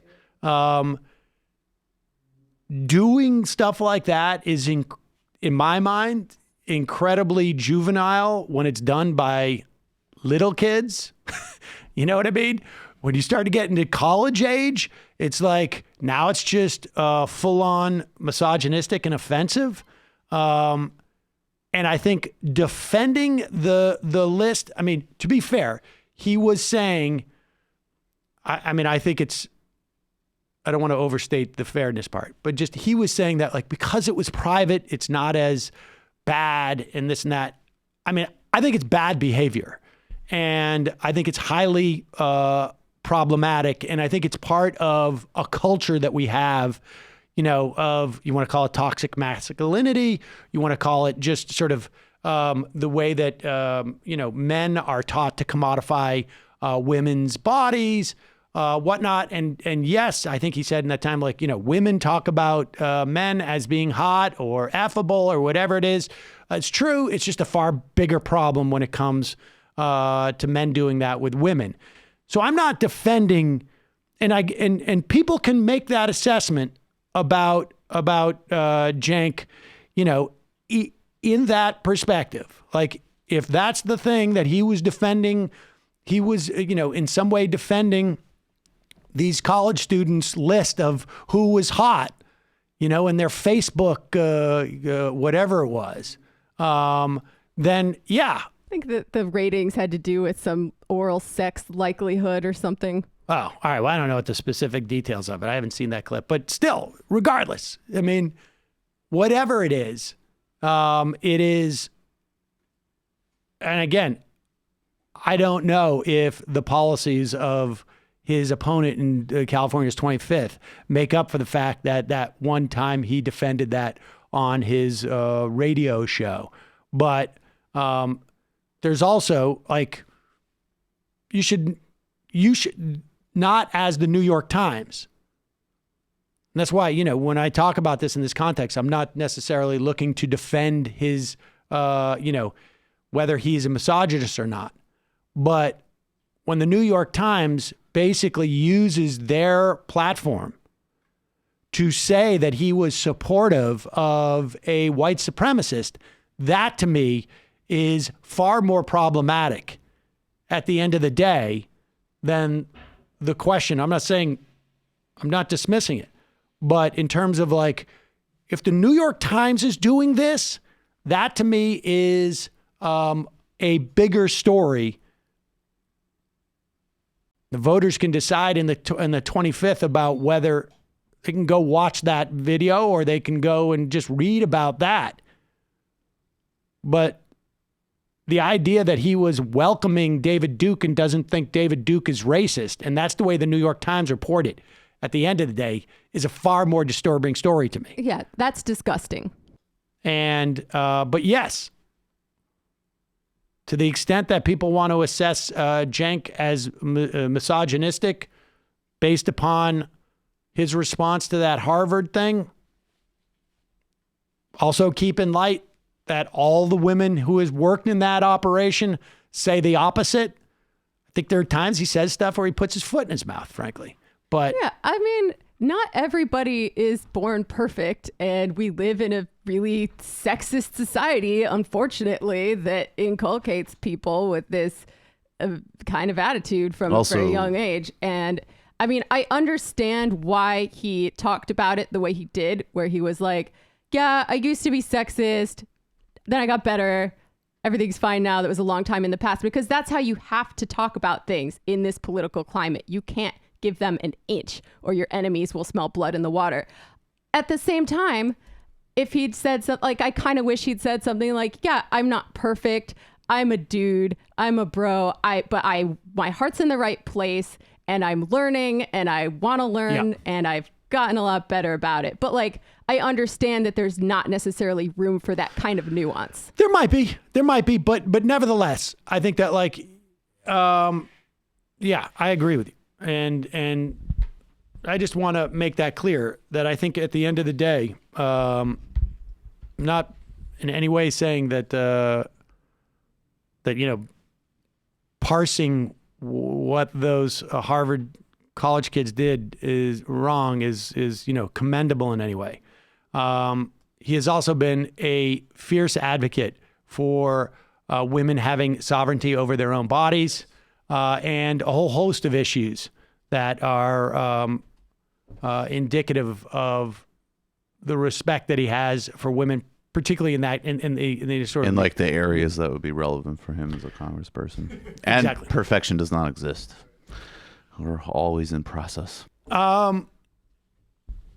Let's talk about, this is we'll get to Dan Bongino. Bongos. Dan Bongos. He blocked me apparently when he found out after hearing that Crowder tape where I didn't know who he was. But played a side. He blocked me because I went to go and see it. I can't access this thing. This is interesting in terms of impeachment. I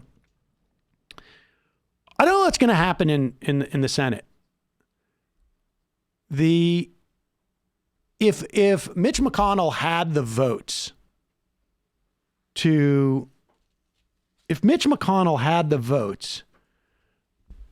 to avoid a trial in the Senate, he would. Now,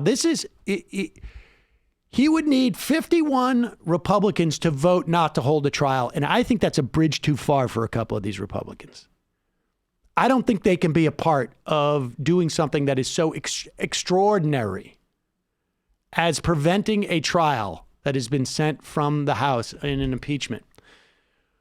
But he has some latitude to maybe not call witnesses. Now, it's sort of unclear, because John Roberts comes over and has some authority in these trials, but I don't know that he has authority to set the rules. So we will see what Mitch McConnell does. But remember, the point is these senators are supposed to be impartial jurors and hear the case. And theoretically, if they don't think there's enough information that has been presented, they have the ability to call more people. Senate can do whatever it wants in terms of bringing in people. If they want to bring in Hunter Biden, they can bring in Hunter Biden. Matt Gaetz versus Hunter Biden. Gaetz wouldn't be there, I don't think. But if they want to bring in a broader contest, if they want to bring in witnesses, they can do it. But apparently the Republicans are not doing that. People say, like I said, my dad, who, is not a political junkie and is, sort of a liberal, but is, thought when Donald Trump was going to get, was elected, oh, don't worry, the adults in the Republican Party will take care of him. And I said to my dad, what adults? Settling a lot of scores with Dad exactly. today. Well, he called me the other night. He goes, what's wrong with Lindsey Graham? He's really turned into a piece of garbage. And if you'll recall, Dad, yeah, I told you. Exactly. Check one for Sam. Guess Dad loses this one. Well, here is Lindsey Graham on Face the Nation. The president has said he's heard you out on the merits of a short Senate trial, but he's going to do whatever he wants, he says. Should Republicans in the Senate really be taking their marching orders from the person being investigated? You know, I understand the president's frustration, but I think what's best for the country is to get this thing over with. I am clearly made up my mind. I'm not trying to hide the fact that I have disdain for the accusations in the process, so I don't need any witnesses. The president can make a request to call witnesses. They can make a request to call Mike Pence and Pompeo and Joe Biden and Hunter Biden. I am ready to vote on the underlying articles. I don't really need to hear a lot of witnesses. Yeah, there you go. He's already figured it out, folks. He was one of the House managers in Clinton's impeachment. And boy, they had to really dig into that. We're going to need to hear a lot of testimony about how in the deposition he said what's the definition of sex is, and that in fact he wasn't including a BJ as sex. And this deposition that had nothing to do with what the initial investigation. We're going to need a lot of witnesses. We're going to need a long, protracted trial about that. But a whole generation of millennials got to know about sex and sex-related things from that detail. What will we tell the children is what we heard over and over again in those days, Like, folks. I'm really ambivalent about it because on the one hand, obviously bad. On the other hand, I might still not know some of these things. No idea Lindsey Graham could be used that way. Lindsey Graham saying, I don't need any witnesses, foregoing the opportunity to bring in Hunter Biden, which would crack this whole thing wide open. I mean, remember, the Republicans believe, if they don't believe Donald Trump did anything wrong, they believe there was a massive scandal coming out of Ukraine. Right. And the idea that you wouldn't use this opportunity to dig into that is sort of surprising, isn't it? That is Lindsey Graham wanting to avoid a protracted trial in the Senate. Is it Exhibit A that impeachment is going to hurt the Republicans, and it does hurt the Republicans? So if Exhibit A of impeachment hurting Republicans is Lindsey Graham and all of them panicking about what kind of trial they're going to have and seeing, and even though Donald Trump wants this and even though Matt Gaetz wants it, like, we got to break this whole Hunter Biden thing wide open and this and that, and them avoiding that seemingly at all costs, it appears. Even so much so that Lindsey Graham is going on television saying, like, I've already made up my mind. We don't need any of that. Here's another story that shows you why the Democrats, A, had to impeach from a political standpoint. I mean, I think, like, from an ethical and civic standpoint, if you want to have an argument about that with me, we can go back in time and have that argument. If you want to defend Donald Trump and his lack of corruption, be my guest. But from a political standpoint, because that's also what we hear from critics of impeachment. Obviously, the Republicans will say this, and some on the center. Certainly, Nancy Pelosi was against impeachment for political reasons. And some on the left are against impeachment for political reasons. Here's a prime example of Exhibit B, if you will, how impeachment was a demand of the Democratic base. And had the Democrats not done it, they would have paid a price to begin with. This is Fox and Friends talking about one of two Democrats who did not vote, who voted against starting impeachment proceedings against Donald Trump. And that is Jeff Van Drew from New Jersey. And this guy is in a district that went from Obama to Trump in New Jersey. I thought they were told to go look inside their conscience and their souls to decide how they're going to vote, that the Democrats were not going to whip any votes. You vote your conscience. So Jeff Van Drew is going to vote his conscience, and he also wants to switch parties. Why not respect that? Excuse me, you can vote your conscience and check your soul as long as you come out with the answer in which I agree with. Number two. Pause it for 1 second. Now, we're going to go and replay that. But what the real story here is, Jeff Van Drew underperformed in this seat in 2018. He was running against, like, someone that the Republican Party had disavowed. And Jeff Van Drew has looked at polling and has found that the Democratic base has abandoned him. because he did not support impeachment. Now, you could argue this was the desire for Democrats to abandon him because he didn't support impeachment was a function of there actually being a vote to impeach. But I would argue that sentiment, maybe it was more dramatic in New Jersey's, in this New Jersey district, but that sentiment that the Democratic base expected the Democrats to hold Donald Trump to account, as evidenced not just in the cratering of Democratic support for Jeff Van Drew, but also the reporting that Ryan Grimm did that during the August recess, even the frontline Democrats were pressured by their own base to impeach, so much so they came back and told Nancy Pelosi, we got to do this. That impeachment was necessary to maintaining Democratic enthusiasm for their own side. But here is Fox and Friends and what's his face? Kilmeade is making this the most belabored argument, and even to the point where Ducey says to him after the end of this rant, so listen to this rant knowing what Ducey's going to ask. Ducey's asking, who are you channeling there? Like, you're talking as someone towards him, and who is that? Because it doesn't make any sense. That the Democrats were not going to whip any votes. You vote your conscience. So Jeff Van Drew is going to vote his conscience, and he also wants to switch parties. Why not respect that? Excuse me, you can vote your conscience and check your soul as long as you come out with the answer in which I agree with. Number two is, this is the fascinating thing. Were you speaking as Nancy Pelosi? You're right. Okay. I should have. All right. I should have changed my voice. That's a good point. And Ainsley, why'd you let me get away with that? How dare you just sit there? Pause it. Nancy Pelosi was not the one to tell him to switch parties. His voters in New Jersey were telling him to want to switch parties because we don't like you anymore. I would love to hear his Nancy Pelosi impression, though. I would have loved to have seen that. But Kilmeade here has a problem because they can't report that Democrats are going to pay a price if they don't impeach, that the Democratic Party wants to impeach, and that Jeff Van Drew, he's also going to lose on the Republican side because that's not going to be enough to support him. It's typical Democrat to purity test that well-dressed guy out of the party just because he wants to be a Republican now. Yeah, exactly. Look, if you were in a pocket square like that, get away from the party that I'm tactically a member of. If you're going to allow people to be who they are, why can't you allow this Democrat to be a Republican? I thought you had a big tent. I thought you were tolerant. I never pretended I was tolerant. You take your mall cop haircut, Exactly. get the hell out of my party. Exactly.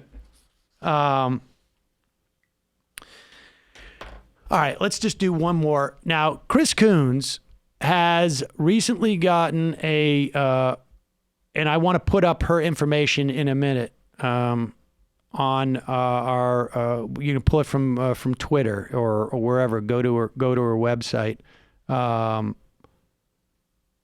because this is Chris Coons, Jess Skarain.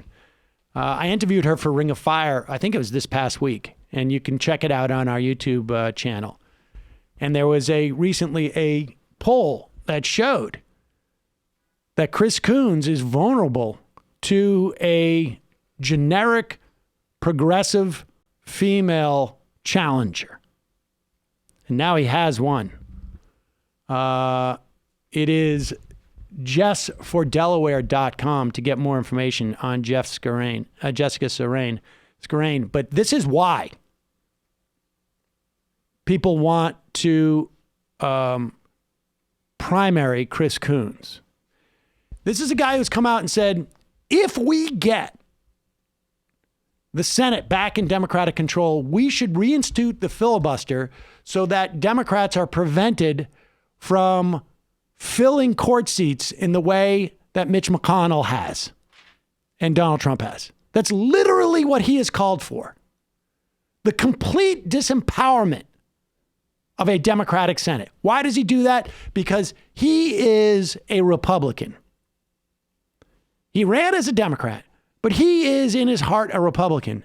And so as a Democrat, he can prevent the Democrats from actually using any power to change or to even come close to even mitigating, they can't possibly, what Mitch McConnell and Donald Trump have done.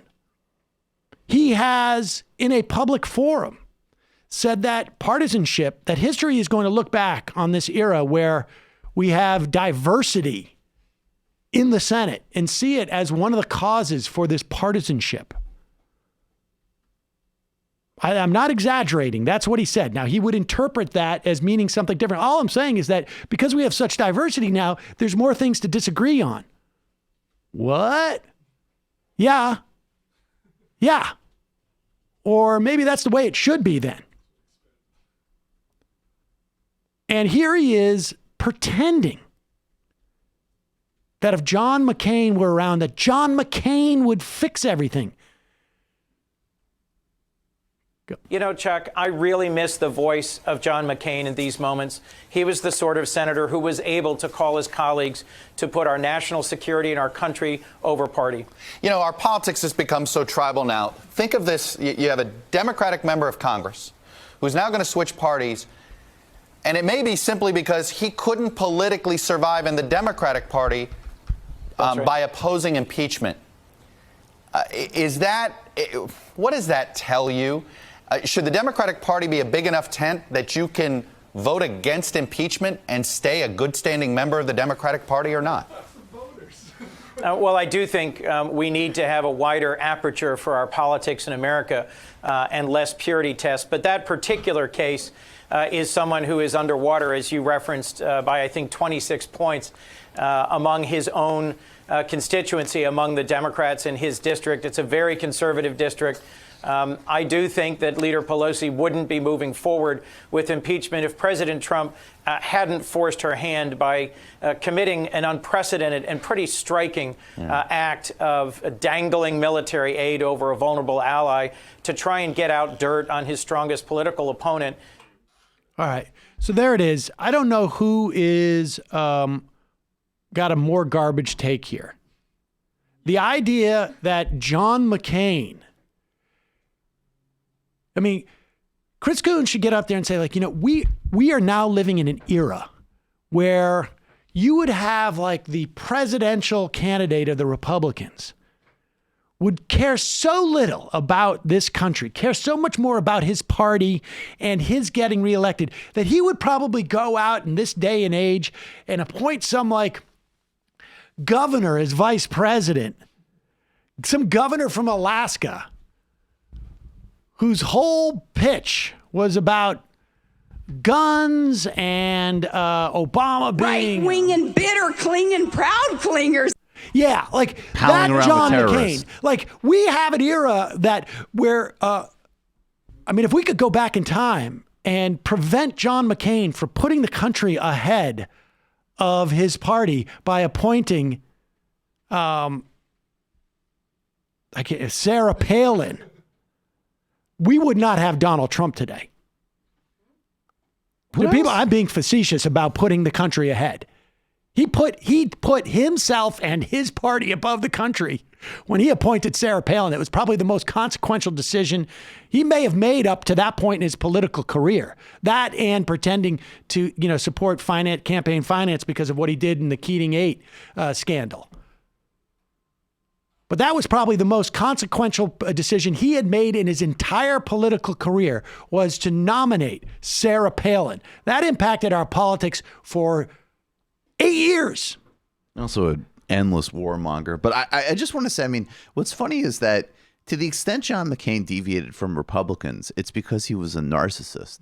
So it's like, you're basically, I really miss narcissism over party discipline, which, okay. And the other thing I'd like to say is, why is it, and other people have made this point, but it should be stated, Justin Amash, whatever you think of him, and it's not my politics by any stretch, but the guy already had a little bit of a brand built as like an authentic libertarian, quit the Republican Party, and wrote like the only thread to this day I've seen on Twitter from a politician actually breaking down the merits of the case.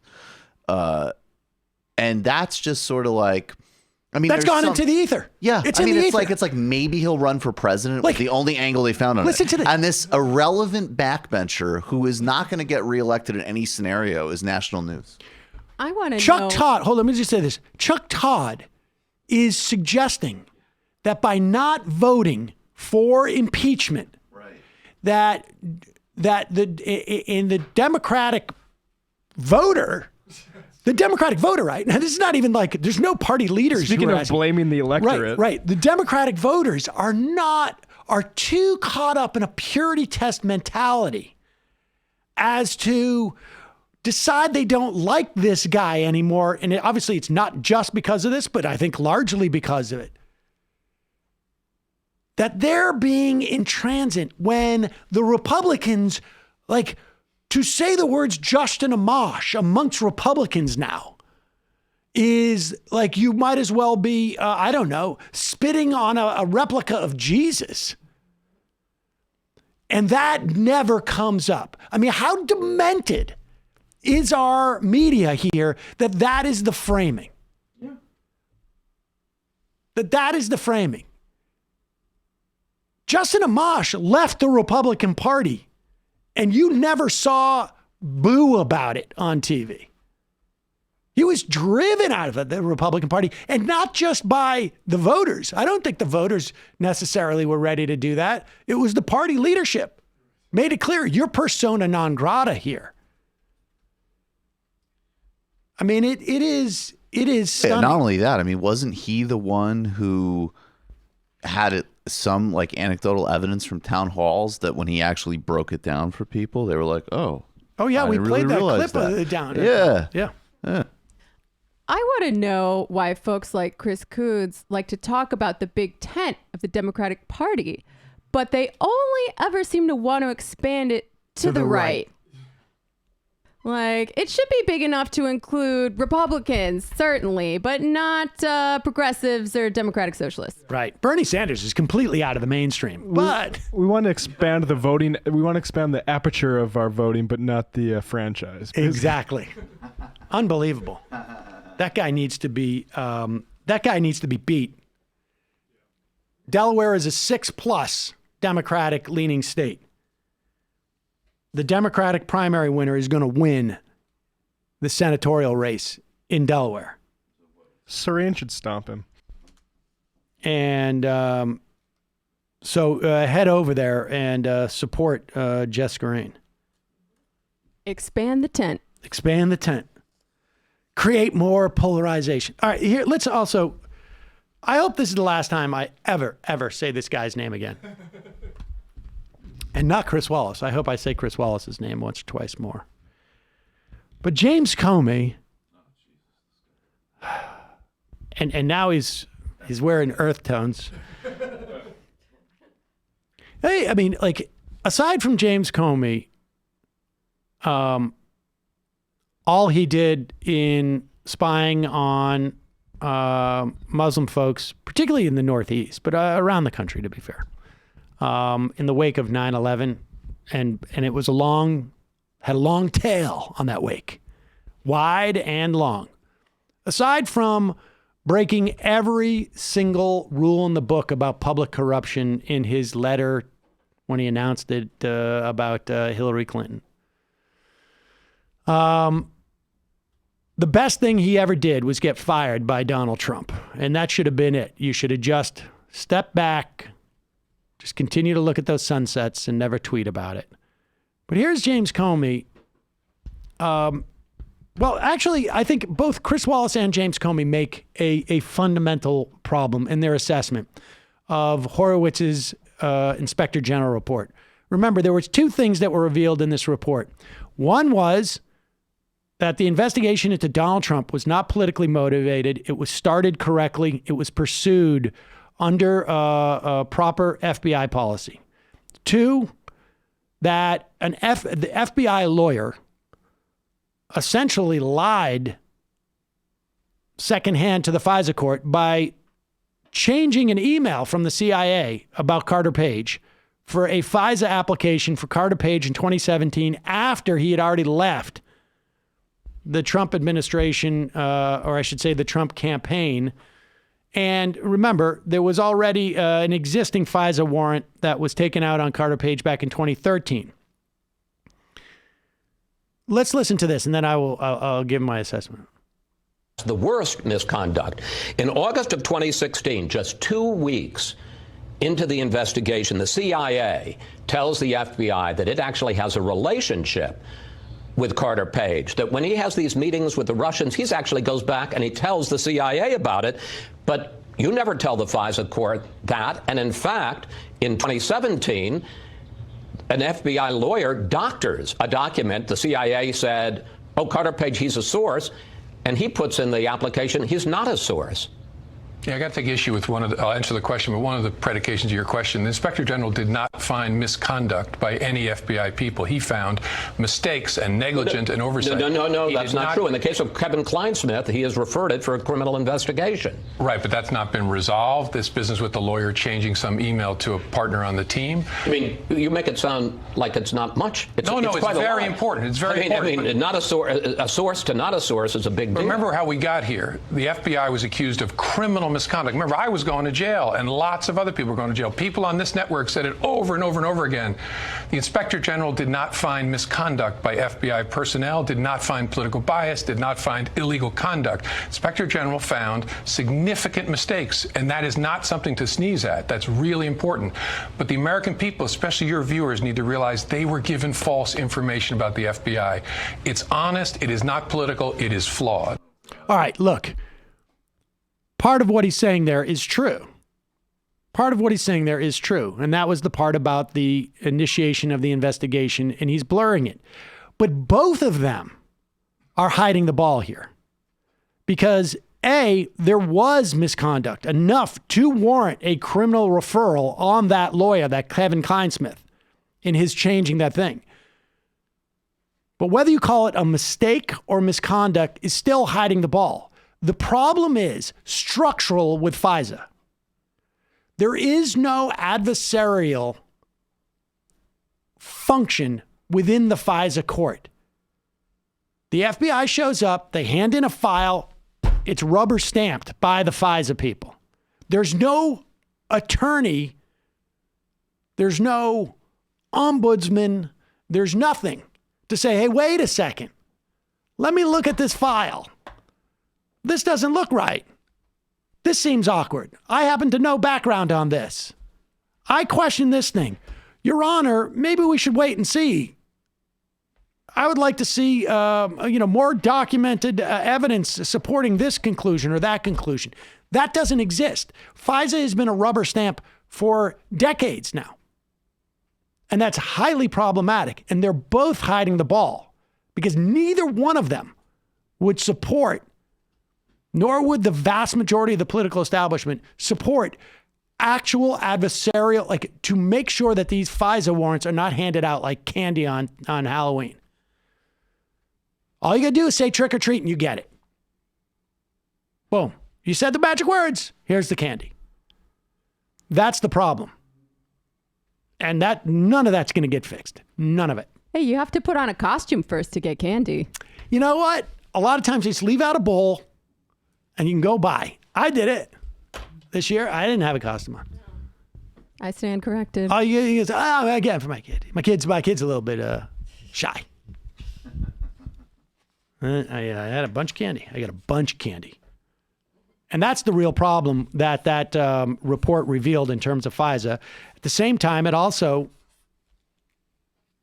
indicates no political basis for launching that investigation.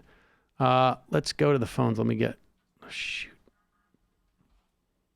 There's a lot of people on the line. I can't even find my thing. And there it is. I've been on the hold for a long time, too.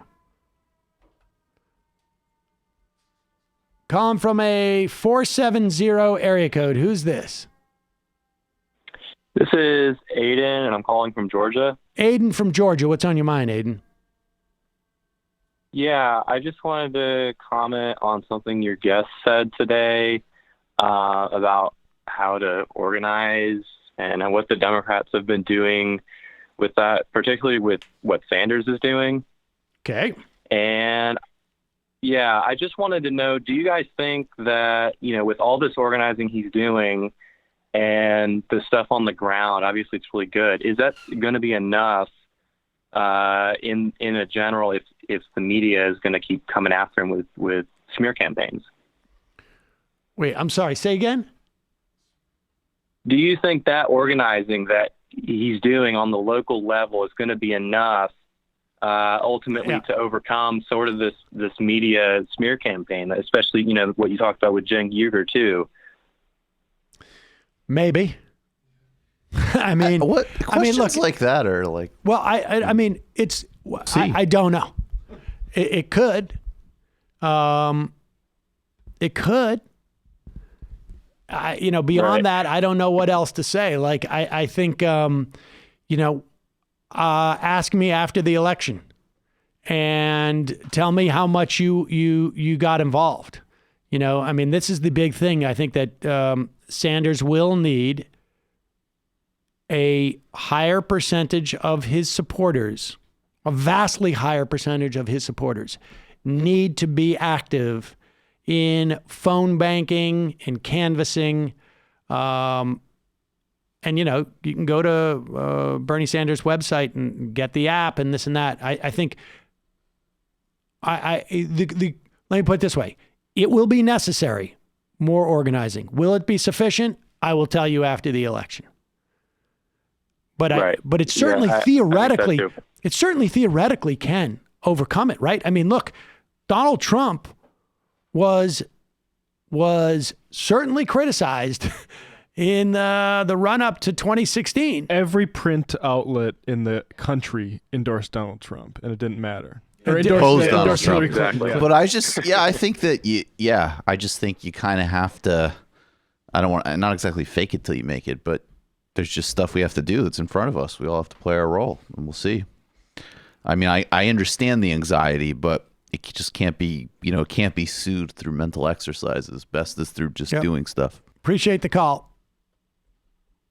Let's go to a 404 area code. Who's this? Where are you calling from? General Cedars, my signal coming in clear. Yes. No. Yeah, this is Private James of the 23rd Regiment. I'm currently deep in the Southern Front trenches on the war on Christmas. Oh, okay. General Cedar, I just wanted to call in for a status report. Things on the battlefield are a little confusing right now. We believe we were losing the war on Christmas since Trump was elected. Though nothing actually changed under his leadership, they simply deployed the tactic of declaring they won, but at the same time they continued to fight. So we're a little confused right now. I know that they just deployed General Prager to assault us with Judeo-Christian values. We should have anticipated this, knowing the long history of practicing religious Jews fervently celebrating Christmas. We should have seen that one coming, but Obama willing, we'll have enough happy holidays, Starbucks cups, and non-specific winter-themed department store decorations to hold out. And we can get Christmas back to its true meaning, undermining American values. All right. Well, we appreciate the report from the front. Sounds super dangerous there. Jeez. I already said goodbye. I don't know why we're still hearing all the weaponry. It's a satellite phone. Oh, it's still going. It takes a while. Is that what happens? Exactly. Calling from an 831 area code. Who's this? Where are you calling from? This is John from Georgia. John from Georgia. Well, that's the second Georgia call we've had. Well, what's happening, John? Hey, I originally started watching your show coming over from Jimmy Dore. Oh. But anytime I watch Jimmy Dore nowadays, it seems like this impeachment thing is just a big joke. Is there anything serious to take from Jimmy Dore anymore, or is he now just a Trump apologist? Well, it's an interesting way of phrasing it, because I would argue there has not been really too much serious to take away from Jimmy Dore for some time now. But I think, look, I think what drives Jimmy is something that is probably specific to Jimmy. And for him, it's just, I think... I don't know. I don't know. I mean, I don't look, I think even for the most skeptical of people about impeachment, I don't know why you would be skeptical about it from a civics perspective, right? I mean, I think like, I don't think you can argue, although I think Jimmy does, that Trump did nothing wrong here in this instance, which I think is absurd. I don't have to agree with our Ukraine policy, but the fact of the matter is that our elected representatives came up with it. I don't have to agree with anything that the government does to find what Donald Trump did was a breach of his duties. And I think it's not a big leap to assume that if in this instance he would leverage U.S. assistance that was mandated by Congress for his own benefit, that he wouldn't be doing that in other instances. But even if I didn't have to take that leap, his doing it there was unconstitutional, was a, high crime and misdemeanor. I can understand skepticism of it from a political perspective, although, Nancy Pelosi would agree with that assessment politically, that it was not necessarily the best thing to do. I would argue against it. I think Jeff Van Drew is a prime example. I would say that it's going to hurt some Republican senators to the extent that Democrats take back the Senate. It's in part going to be a function of impeachment. I would argue that any day in the Senate spent on impeachment and not in pushing through a right-wing judge is a good day. And I would also argue that the Democrats have passed all sorts of great legislation in the House. I imagine Jimmy did hours on the H.R. 4, I think it was, that restored Section 5 of the Voting Rights Act. It's not going anywhere. I would imagine that he talked a lot about the progressives leveraging their votes for the first time, I think in a really effective way in this drug prescription bill. I'm sure he did a lot of time talking about that. I mean, Jimmy's agenda is, I think, more about soothing something inside him and pursuing clicks, and maybe trying to make people forget that he carried water from Mike Cernovich in Mike Cernovich's, saying that Hillary Clinton had Parkinson's and Seth Rich and all that stuff. But so I don't have much thoughts on the matter. All right. Well, thanks for taking my call, and happy holidays to you and your all. Oh, well, thank you. I guess in Georgia it is. We are winning the war on Christmas. I want to say, though, about this, positive agenda that they passed, and they did pass some significant pieces of legislation, and this really is irrelevant, frankly, to impeachment. Having good legislation and passing it is one part, and then having a infinitely more aggressive comms strategy highlighting that you did it is still something that's on them. They could have had press conferences every day. They could be, they did. Frankly, they stepped on it from what Bernie does, right? Like, he's got a whole social media apparatus. You could be going across the country highlighting voter suppression. I'm just saying, like, you do need, regardless of where you're coming from ideologically, if you're serious about winning, you need an infinitely more aggressive media strategy. I think that's true. I think to a large extent, the biggest mistake I could point to is they made a story by condemning Ilhan Omar right when they rolled out H.R. 1, and that basically set the tone for everything they were going to do. Well, right. But I mean, they certainly did stab her in the back and endanger her life, but that's even regardless of what I'm saying. Here's the bottom line. Yeah. The American public, the Democratic Party, certainly the Republicans, nobody cared. Nobody cared about what they were passing. H.R. 1 was good, really good in some things. They passed it. Nobody cares. The reality is very highly predictable. What I'm saying is what you learn from Bernie. I'm not just. But he's a presidential candidate. Absolutely. Well, no, they were doing this effectively in his Senate staff even before he ran. Those videos, some of them did extremely well on social media that basically just show the consequence of the policy. So I do think, like, yes, getting people to care about voting right legislation, yeah, that's an uphill battle. Going to a place where somebody's actually been disenfranchised and telling that story in a compelling way in a short video, you got to at least try it. and I do think it would be more compelling for people. I do. I mean, I think and they so. need talking I think points. in some instances they need to say all the same things on media. I mean, there's a lot of even just like basic comm stuff that it doesn't seem like they do. You know, and part of that is because they're fragmented ideologically, but I still think stronger leadership would enforce some of that. I mean, I think that's true as well. I mean, I think they have a disdain for social media on some level because it's usually against them and they don't know how to leverage it. I mean, having the same talking points on television. I mean, that's another, that there are some things that just seem like from just a basic comms perspective that they are not doing. To be clear, that's not Jimmy Dore's critique of the Democratic Party. That is I was not on a totally different. Right. But I was on a different field here. I also know that we are not aware of how many attempts that they will make and it will get no attention. It's just that is the case. I mean, and I do think that look, Bernie Sanders, if you look back from 2016 to 2018, Bernie Sanders was on Meet the Press probably, or these Sunday shows, as much as any Democrat. And part of it was because he was in the last presidential race and was the one, he lost to Hillary Clinton, but he didn't lose to Donald Trump.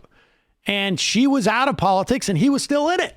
And so in many respects, he was the most... that's where the energy was. And so Sanders used it to great effect. I mean, in terms of fighting the Affordable Care Act votes. I mean, votes against the Affordable Care Act. I mean, he went out and he created whole rallies but there was also, I mean, to your point, there seemed to be, and I think holding off an impeachment, frankly, because that's what the Democrats wanted. They wanted Donald Trump to be held to account. They wanted oversight.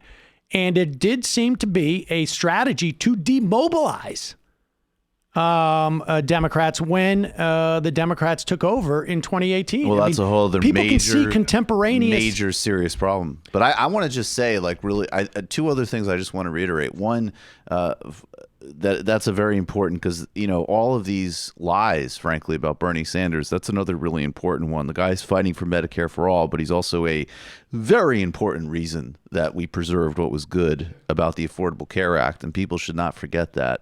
And the second thing is when I say things like having common talking points on television, that is Bill Clinton, Tony Blair stuff. There is nothing radical about that. I'm talking basic political capabilities here. All right, I want to get to a couple more of these clips. Callers, chances are I might not get to more of you, so if you want to bail, now's a good time to bail. Here is Evo Morales is now former president. And elected. What's that? Elected former president. He winner of the last president. The last elected president. Yes, the last elected president. Ousted in a just not a democratic process that involved no votes and the military. Let's put it that way. Sat down with Glenn Greenwald about and discussed, among other things, the United States history in interfering in Latin America. The U.S. has been interfering in Latin America for decades, if not longer, overthrowing governments it doesn't like. During your time as president, you served with 3 different U.S. presidents, President Bush, President Obama, and President Trump. Are there, in your view, significant differences between them in terms of their foreign policy generally and their approach toward Latin America specifically? Dudo que hayan diferencias. Tal vez en forma, pero en temas de fondo no hay ninguna diferencia. Escuché las distintas intervenciones de los presidentes de Estados Unidos. Todos proclamaban paz, pero nunca planteaban justicia social. Hablan paz, nunca hablaron de soberanía y de independencia de Estados. Hablan de paz, nunca piensan garantizar la dignidad y la identidad de los pueblos.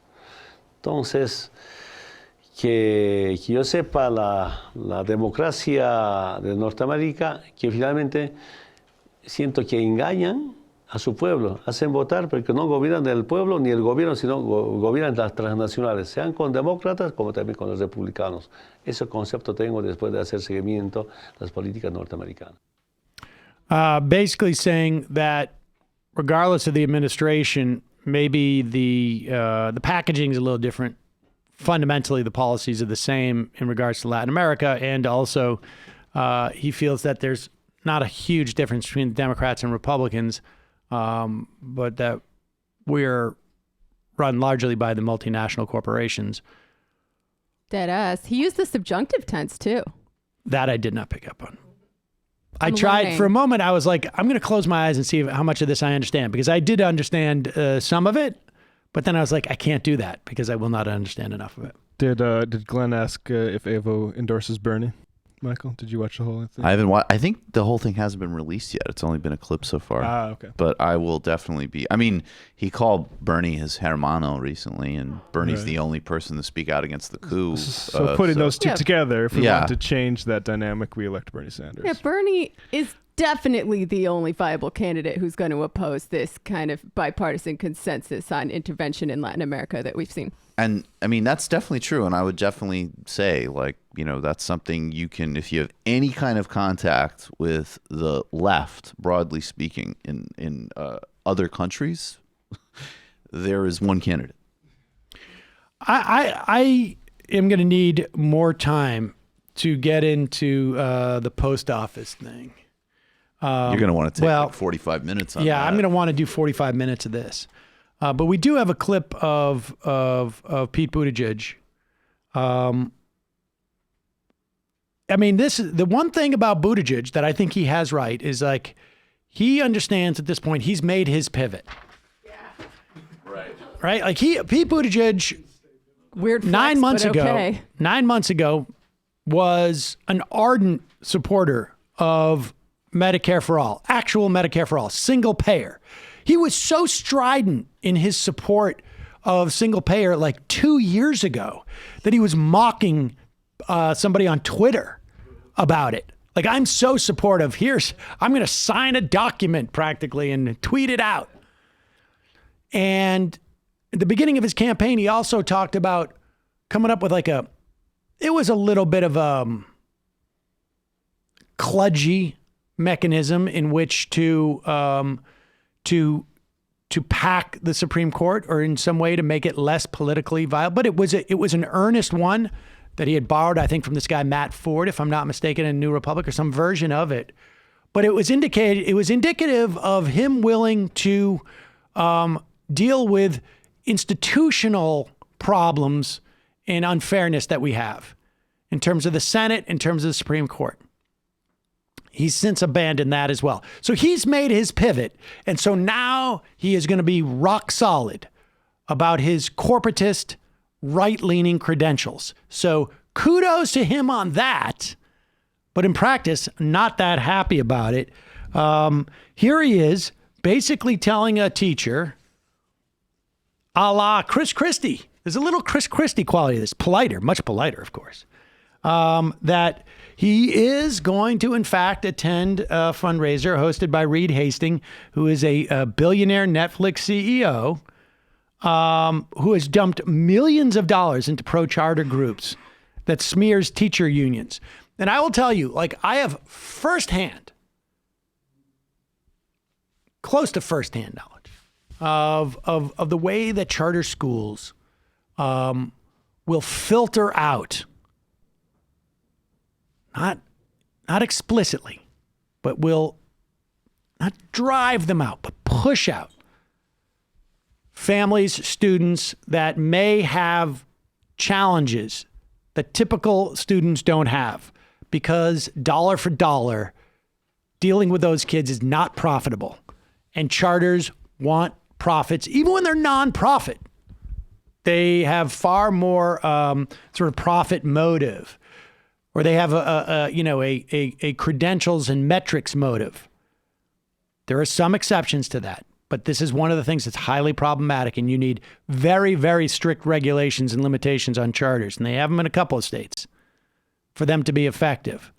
But pouring money in there for their political campaigns to attack teachers' unions is step one in trying to get more for-profit charters and charters with less accountability to the public for the public dollars they're spending. And here is Pete Buttigieg saying like, hey, I've been whiff-waffling on a lot of stuff. I'm not going to do it on this. Is funding protesters that are right outside of here today. He's the CEO of Netflix. Reed Hastings has also funded private charter schools. You say you're against vouchers, you say you're against private charter schools, but yet on Monday, you're going to be at a fundraiser in Palo Alto, where he's going to be one of the hosts. In the labor movement, there's a saying, you can only be on one side or the other. Will you keep Reed Hastings, who's fought the teachers' unions, as a host on that fundraiser on Monday? Or will you drop him from the list? I'm very clear where I stand on these issues. There are 700,000 donors to my campaign. Mm-hmm. Some of them may disagree with me on some of those issues, but my stance will not change, including my support for teachers and my support for labor. So you'll keep him as a host. Wait, one question. Will you keep him as a host on the fundraiser, Reed Hastings? It's a yes or no question. I have no plans to make a change there. The fundamental fact of where I stand in my support for labor. But wouldn't some people say that's a sign that you're not truly committed to organized labor and you're just willing to say anything? I will say where I stand. Then why not drop Reed Hastings from the fundraiser? Are you asking me a question or are you debating me? No, I'm trying to get you to answer the question. Yeah, sure. So the answer to the question is that my position is clear and it will not change, even if somebody who supports my campaign disagrees with me on certain issues. I can't quite tell. Maybe they needed to have a debate to figure out what the answer was. Like, why is he even pretending he supports organized labor at this point in time? He's not fooling anyone. Oh, that's not true. He's fooling plenty of people. He's fooling plenty of people. It makes me so mad. I think, look, this is what's problematic about this guy is that, you know, if you say like, look, and I think what he's trying to say is, I have 700,000 billionaire donors who are hosting me at this event. So they all can't possibly think they have more power over me than others. Right? Right. But the number of donors. I love how he says, like, I've got 700,000 donors. So the one guy who is holding a fundraiser for me that is bound to bring in an inordinate share of my funding relative to those other 699,999,000 people has no sway over me Just whatsoever. like the person who, you know, there's somebody who gave me $100 with their credit card number. Exactly. We might have some disagreements too. Yeah. That is what's so great. I mean, the disingenuity of that guy is off the charts. What is scary about him to me is exactly that. His ability to sort of get up there and say something he knows is BS and deliver it. I mean, that is, when people freak out about him being a McKinsey consultant, that is the thing that they are afraid of, is the ability to go into a situation and say something that is really just based on an ideology that is really not in any way sort of like a function of the context. And I'm going to get to this Postal Service story about Pete Buttigieg. I'm going to do it another day because I need some time on this one because I don't like that. All right, let's finish up. We got two things here. And they both involved people who I'm very happy. I'm not a big fan in general of MMA fighting, but that's what the kids are into today.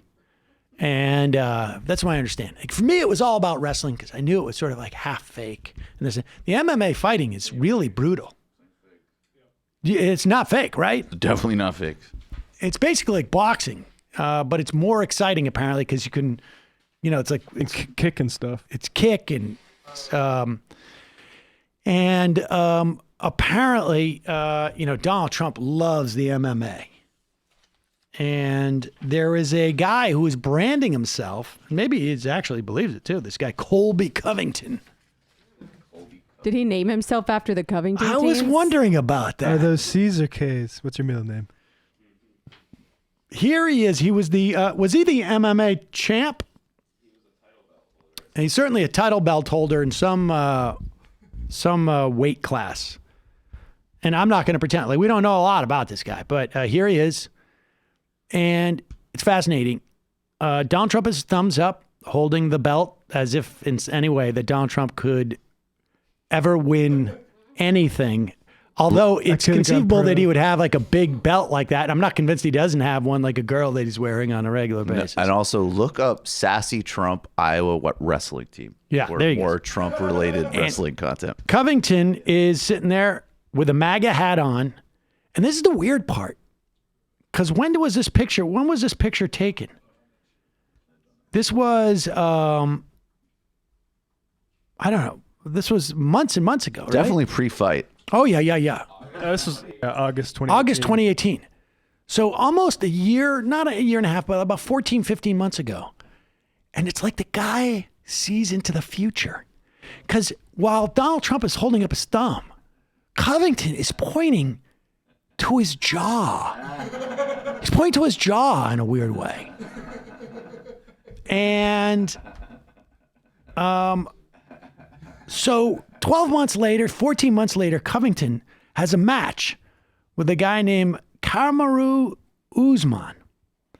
And I don't know where he comes from. He's, but he became sort of like this became a MAGA sort of like vague white supremacy, maybe not so vague, sort of standoff. Kamaru Usman is Nigerian American. He's Nigerian American. And so, this became a way of showing that the great white hope, the MAGA man, Colby Covington. Oh my God, he brought Candace Owens to a match. No, he didn't. Did he? Yeah, I just saw this tweet. So there it is. Now, we got two clips here. What do we do? We play both of them, or Yeah, it's just both. It's just reverse angles. Of Okay, it. reverse angles on this. Now, look, this is, trigger warning. If you've ever been beaten up by somebody, you may not want to watch this or whatever it is. I mean, if you don't like the sight of violence. But what I really found amazing is that Colby Covington sort of seemed to know at one point. It was almost, he was saying like, keep your eye on I think he had his hand like this. Keep your eye on my right cheek. Watch this space. Jaw. Watch this jaw. Watch this space. And maybe Usman saw this picture because he did. Oh. Oy. Yeah, that easily could be a long time. Look at this. Uh-oh. Yeah, he broke his jaw. Good. That must have felt good. Yeah, there it is. That does not. And his jaw was broken. And here's some people watching it on television. Let's see if we can get this. We'll try that again. I mean, look, I don't wish physical violence on anybody, but it is a fight, and that's what they're doing. And if I wish physical violence on Trump supporting MMA fighters that are, I mean, as long as they're in the ring. Right. I mean, if it's already going to happen, good choice. I mean, Someone's getting their jaw broken. It might as well be them. That's exactly right. And here is we can hear it with some fans watching. Go on. Yes! Go on, ping him, man. Ping him in his face. Oh my gosh! Wow. There you go. Yeesh. So, there it is. And apparently, he's got his jaw wired now, and so he attacked his free speech. Now let me ask you this question: do you think? Deplatformed him. It was deplatformed, and I can't wait for President Trump to host Kamaru Usman at the White House. Give him a thumbs up, too. I'm sure that's coming. Kamaru joined DSA. That's not coming, but the complete Covington, who's that? Right. Has already arrived. I'm sure. I don't know that guy. Now, look. I always thought he was going to be very weak. This I thought was fascinating. We heard today on a state level how the right, in many ways, expends their money in a more efficient way They support operations. They do things that aren't necessarily sexy. And they get payoff long term. One of the things that the right wing does is they will create media celebrities who will carry their water in a way that the left simply does not. There is, you know, the analogy for us would be, for us here, we would all have institutional backing. We would all have, not, you know, 100% of our operating costs would not be paid by the right, but we would get money would be available as to upgrade the studio, or money would be available as to launch a show, or somebody would come in and do a huge buy of YouTube hits that would get us a bigger subscriber base and push us down the road. Or we would be getting ads from, I don't know, large union ad buys, or, Think Progress would be buying ads on our shows, or, you'd get the equivalent of a university, Christian universities and conservative universities. Something like that would happen. Also, 100% of us would be pushing for full communism 100% of the time if we were going to be as radical as these people are reactionary. That's correct. And, but on the right, they get this kind of support. Some of that support comes from, for instance, I wrote a book in 2006. Had I been a conservative, there would have been a bulk buy. And it would have helped push this thing into a New York Times bestseller. I didn't need much for a bulk buy. You only need, 3,500 books bought in some specific places. So a bulk buy or two could push you over the edge. That, of course, never happened for me. And now it's in the bargain bins. It's probably outdated. I don't know. I haven't read the book in years.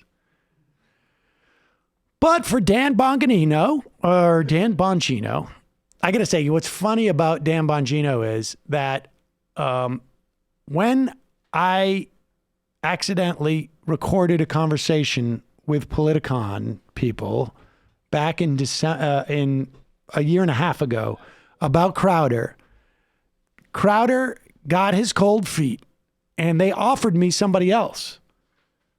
And I said, I don't know, who is that? Dan Bongino? I've never heard of him. And she said, yeah, no, he's not as big as you are, but he's with the NRA and they're really pushing him, or something to that effect. I can't remember what she said. Anyways, apparently Dan Bongino got wind of that tape and was so offended he blocked me on Twitter. I don't think I've ever had any exchange. And when this whole thing came up, I went and I was like, he's blocked me on Twitter for some reason. I wasn't following him at any time, so he just blocked me. But guy doesn't know who I am. So John Idiarola from TYT, from Damage Report, right? That's the name of his show? Great show, Damage Report. He claimed that Bongino's book hit the bestseller list because of bulk sales. Which is very nice, because it shows that John not only knows who Bongino is, but took the trouble to discover how his book did so well. Yeah, that's right. Yeah. A lot of people would take that as flattery, but apparently Dan Bongino didn't. He tweeted out, proving what a lying piece of human garbage you are. He always with the drama. What a human garbage you are. I will write you a check for $10,000 tomorrow if you can provide evidence that our 46,000 plus sales in just a few months were due to quote unquote bulk sales. You can't, because you're a liar. And that's what sleazy liberals do. They lie. And he has his book scan data sheet out there. Total units, 46,279. Now, I don't know how in the world John could ever find evidence of this. I mean, I don't know if you'd have to be some type of like book sales investigator or something like that. But John writes back what seems to be a screen grab screen grab of a description from the New York Times bestseller list. I think if you click it, you might be able to see more of it. I'm not sure. And okay, that's fine. And it says, I think it says something to the effect of the books will still be included. Bestsellers are included. What books are included are at the discretion of the New York Times bestseller list desk editors based on standards for inclusion that encompass proprietary vetting and audit protocols, corroborative reporting, and other statistical determinations. When included, such bulk purchases appear with a dagger, and it looks like a little dagger. As in, we're going to strike into the heart of the narrative that this is an actual bestseller, but we're also not going to deny the reality that somebody bought all these books. And then John tweets out, Dan Bongino's new book debuted at number 12 with the dagger symbol, indicating that the only way it got there was bulk purchases, likely by right-wing think tanks. Dagger through his heart, more like it. It's a bestseller by only the most artificial, dishonest, and technical definition. New this week, exonerated by Don Bongino, Post Hill, the Fox News contributor, former Secret Service, blah, blah, blah, about the Mueller investigation. It doesn't also say former NRA guy who drank his own urine. Was that right in that video or no? Vic Berger's done some good reporting on that, so people can refer But to we should say there was, in fact, a dagger in there. And, has John written a... Yeah, this is what upset Dan in the first place, the myth of the conservative bestseller in The Hill, where he sort of exposed... Yeah, John Iadarola wrote the piece for The Hill. Famously, Don Jr.'s book Triggered was also put to the #1 spot, so whoever wanted to invest gave him a bit more. So wait a second, let me be clear. If we were to link to this John Iadarola piece on our site, and everybody was to go and look at it because it has 150, about 2,000 shares almost. If we were to push that up to 3,000 shares, that would really bum out a lot of people on the right. All right. So we will put that link at majority.fm and in the pod and the description of this video and into the podcast. Heads up, when my book comes out, I have zero problem with the dagger thing. Oh, so if yeah. you guys want to figure that out, dagger away. Yeah, if I ever write a book, dagger me, please. All right, folks, dagger me. Exactly. Apologies. People have held on the phones. We're not going to get to any of the phone calls. Whole new meaning Apologies. to daggering. It's not just an awesome Jamaican dance. It's also what you should do to my book. Anybody out there wants to buy 10,000? Yeah. Buy 10,000. I wonder if we could crowdsource that. But all right, I'm going to read 5 IMs. I'm going to get out of here. JJ Cool, all of the wealthy centrist and leftist individuals would do much better by fighting for a higher wealth tax rather than just a donation to a nonprofit. Every organization would do better by having a secure revenue stream through a government body. Trade the good feeling you get from other people's dependency on you for a pride that you had a privileged position you have in society. Year 0, Sam. Sometimes your glasses falling off can save your life. I don't get that. Tim Pool watches MILF porn is in his mom's basement. Sam, I really liked when you'd make Sam could have bid somebody on videos that would only get a couple hundred or a couple thousand views. You finally kind of made it, but I still enjoy rewatching the desperate need to remind your viewers you had actually gotten acting gigs. Well, to be honest with you, at the time when these things were released, I think today we could get a lot more out of those. But that was more of a way, to be honest with you, to fill time with existing footage. And also at a time where I was supposed to be, they wanted me to do more cultural things and funny things. And so I just said, Culture of Sam. Exactly. Boom. I can talk about culture. Here's TV. Me. Here's TV. Me. And I think if you look at all of them, you will find that the vast majority of those things are not things that you'd necessarily want to brag about. I don't know if you saw the Prudential Rock I played in that industrial video. Look, this is going to sound weird for obvious reasons, but I have refrained from watching those because I want a certain degree of respect. Yeah, it's like the opposite of a humble brag, kind of. Yeah, it's sort of like this is genuinely humiliating. I'm willing to put it out there. I'm willing to put it all out there. Local pizza historian. Actually, did you do the U.S. Open ad one? Because I think that's cool. I think I am a did. tennis fan. That's cool. I think that's cool. Yeah, you should watch it again. Local pizza historian. Gonna need some clarification from Jamie. Why are we protesting the flowers, or did she mean the file transfer protocol? Oh, FTP stands for F the police. Oh. See how I didn't swear there? I'm being so good. Dr. Chaos MD describing Lindsey Graham's political tactics as drafting off others is spot on. He has admitted this himself when describing he could go from being so anti-Trump to being one of his biggest cheerleaders. He claimed it was because he wanted to remain relevant. I really hope the staying of Trump tanks all of these sick of fans' political careers, but I won't hold my breath. And two more. Matt's weighted blanket. As someone who used to worship the New York Times, the last bastion of journalism, a few years ago, I used my NY Times subscription money to subscribe to the Jacobin and, of course, MR and TMBS. But yes, Nice. you people should support the Jacobin, even if you're not a socialist. And the final I am of the day.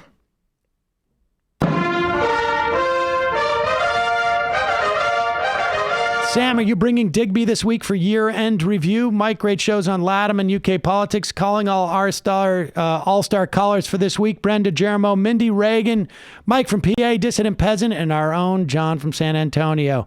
All right, folks, I think we're going to do that with Digby. See you tomorrow.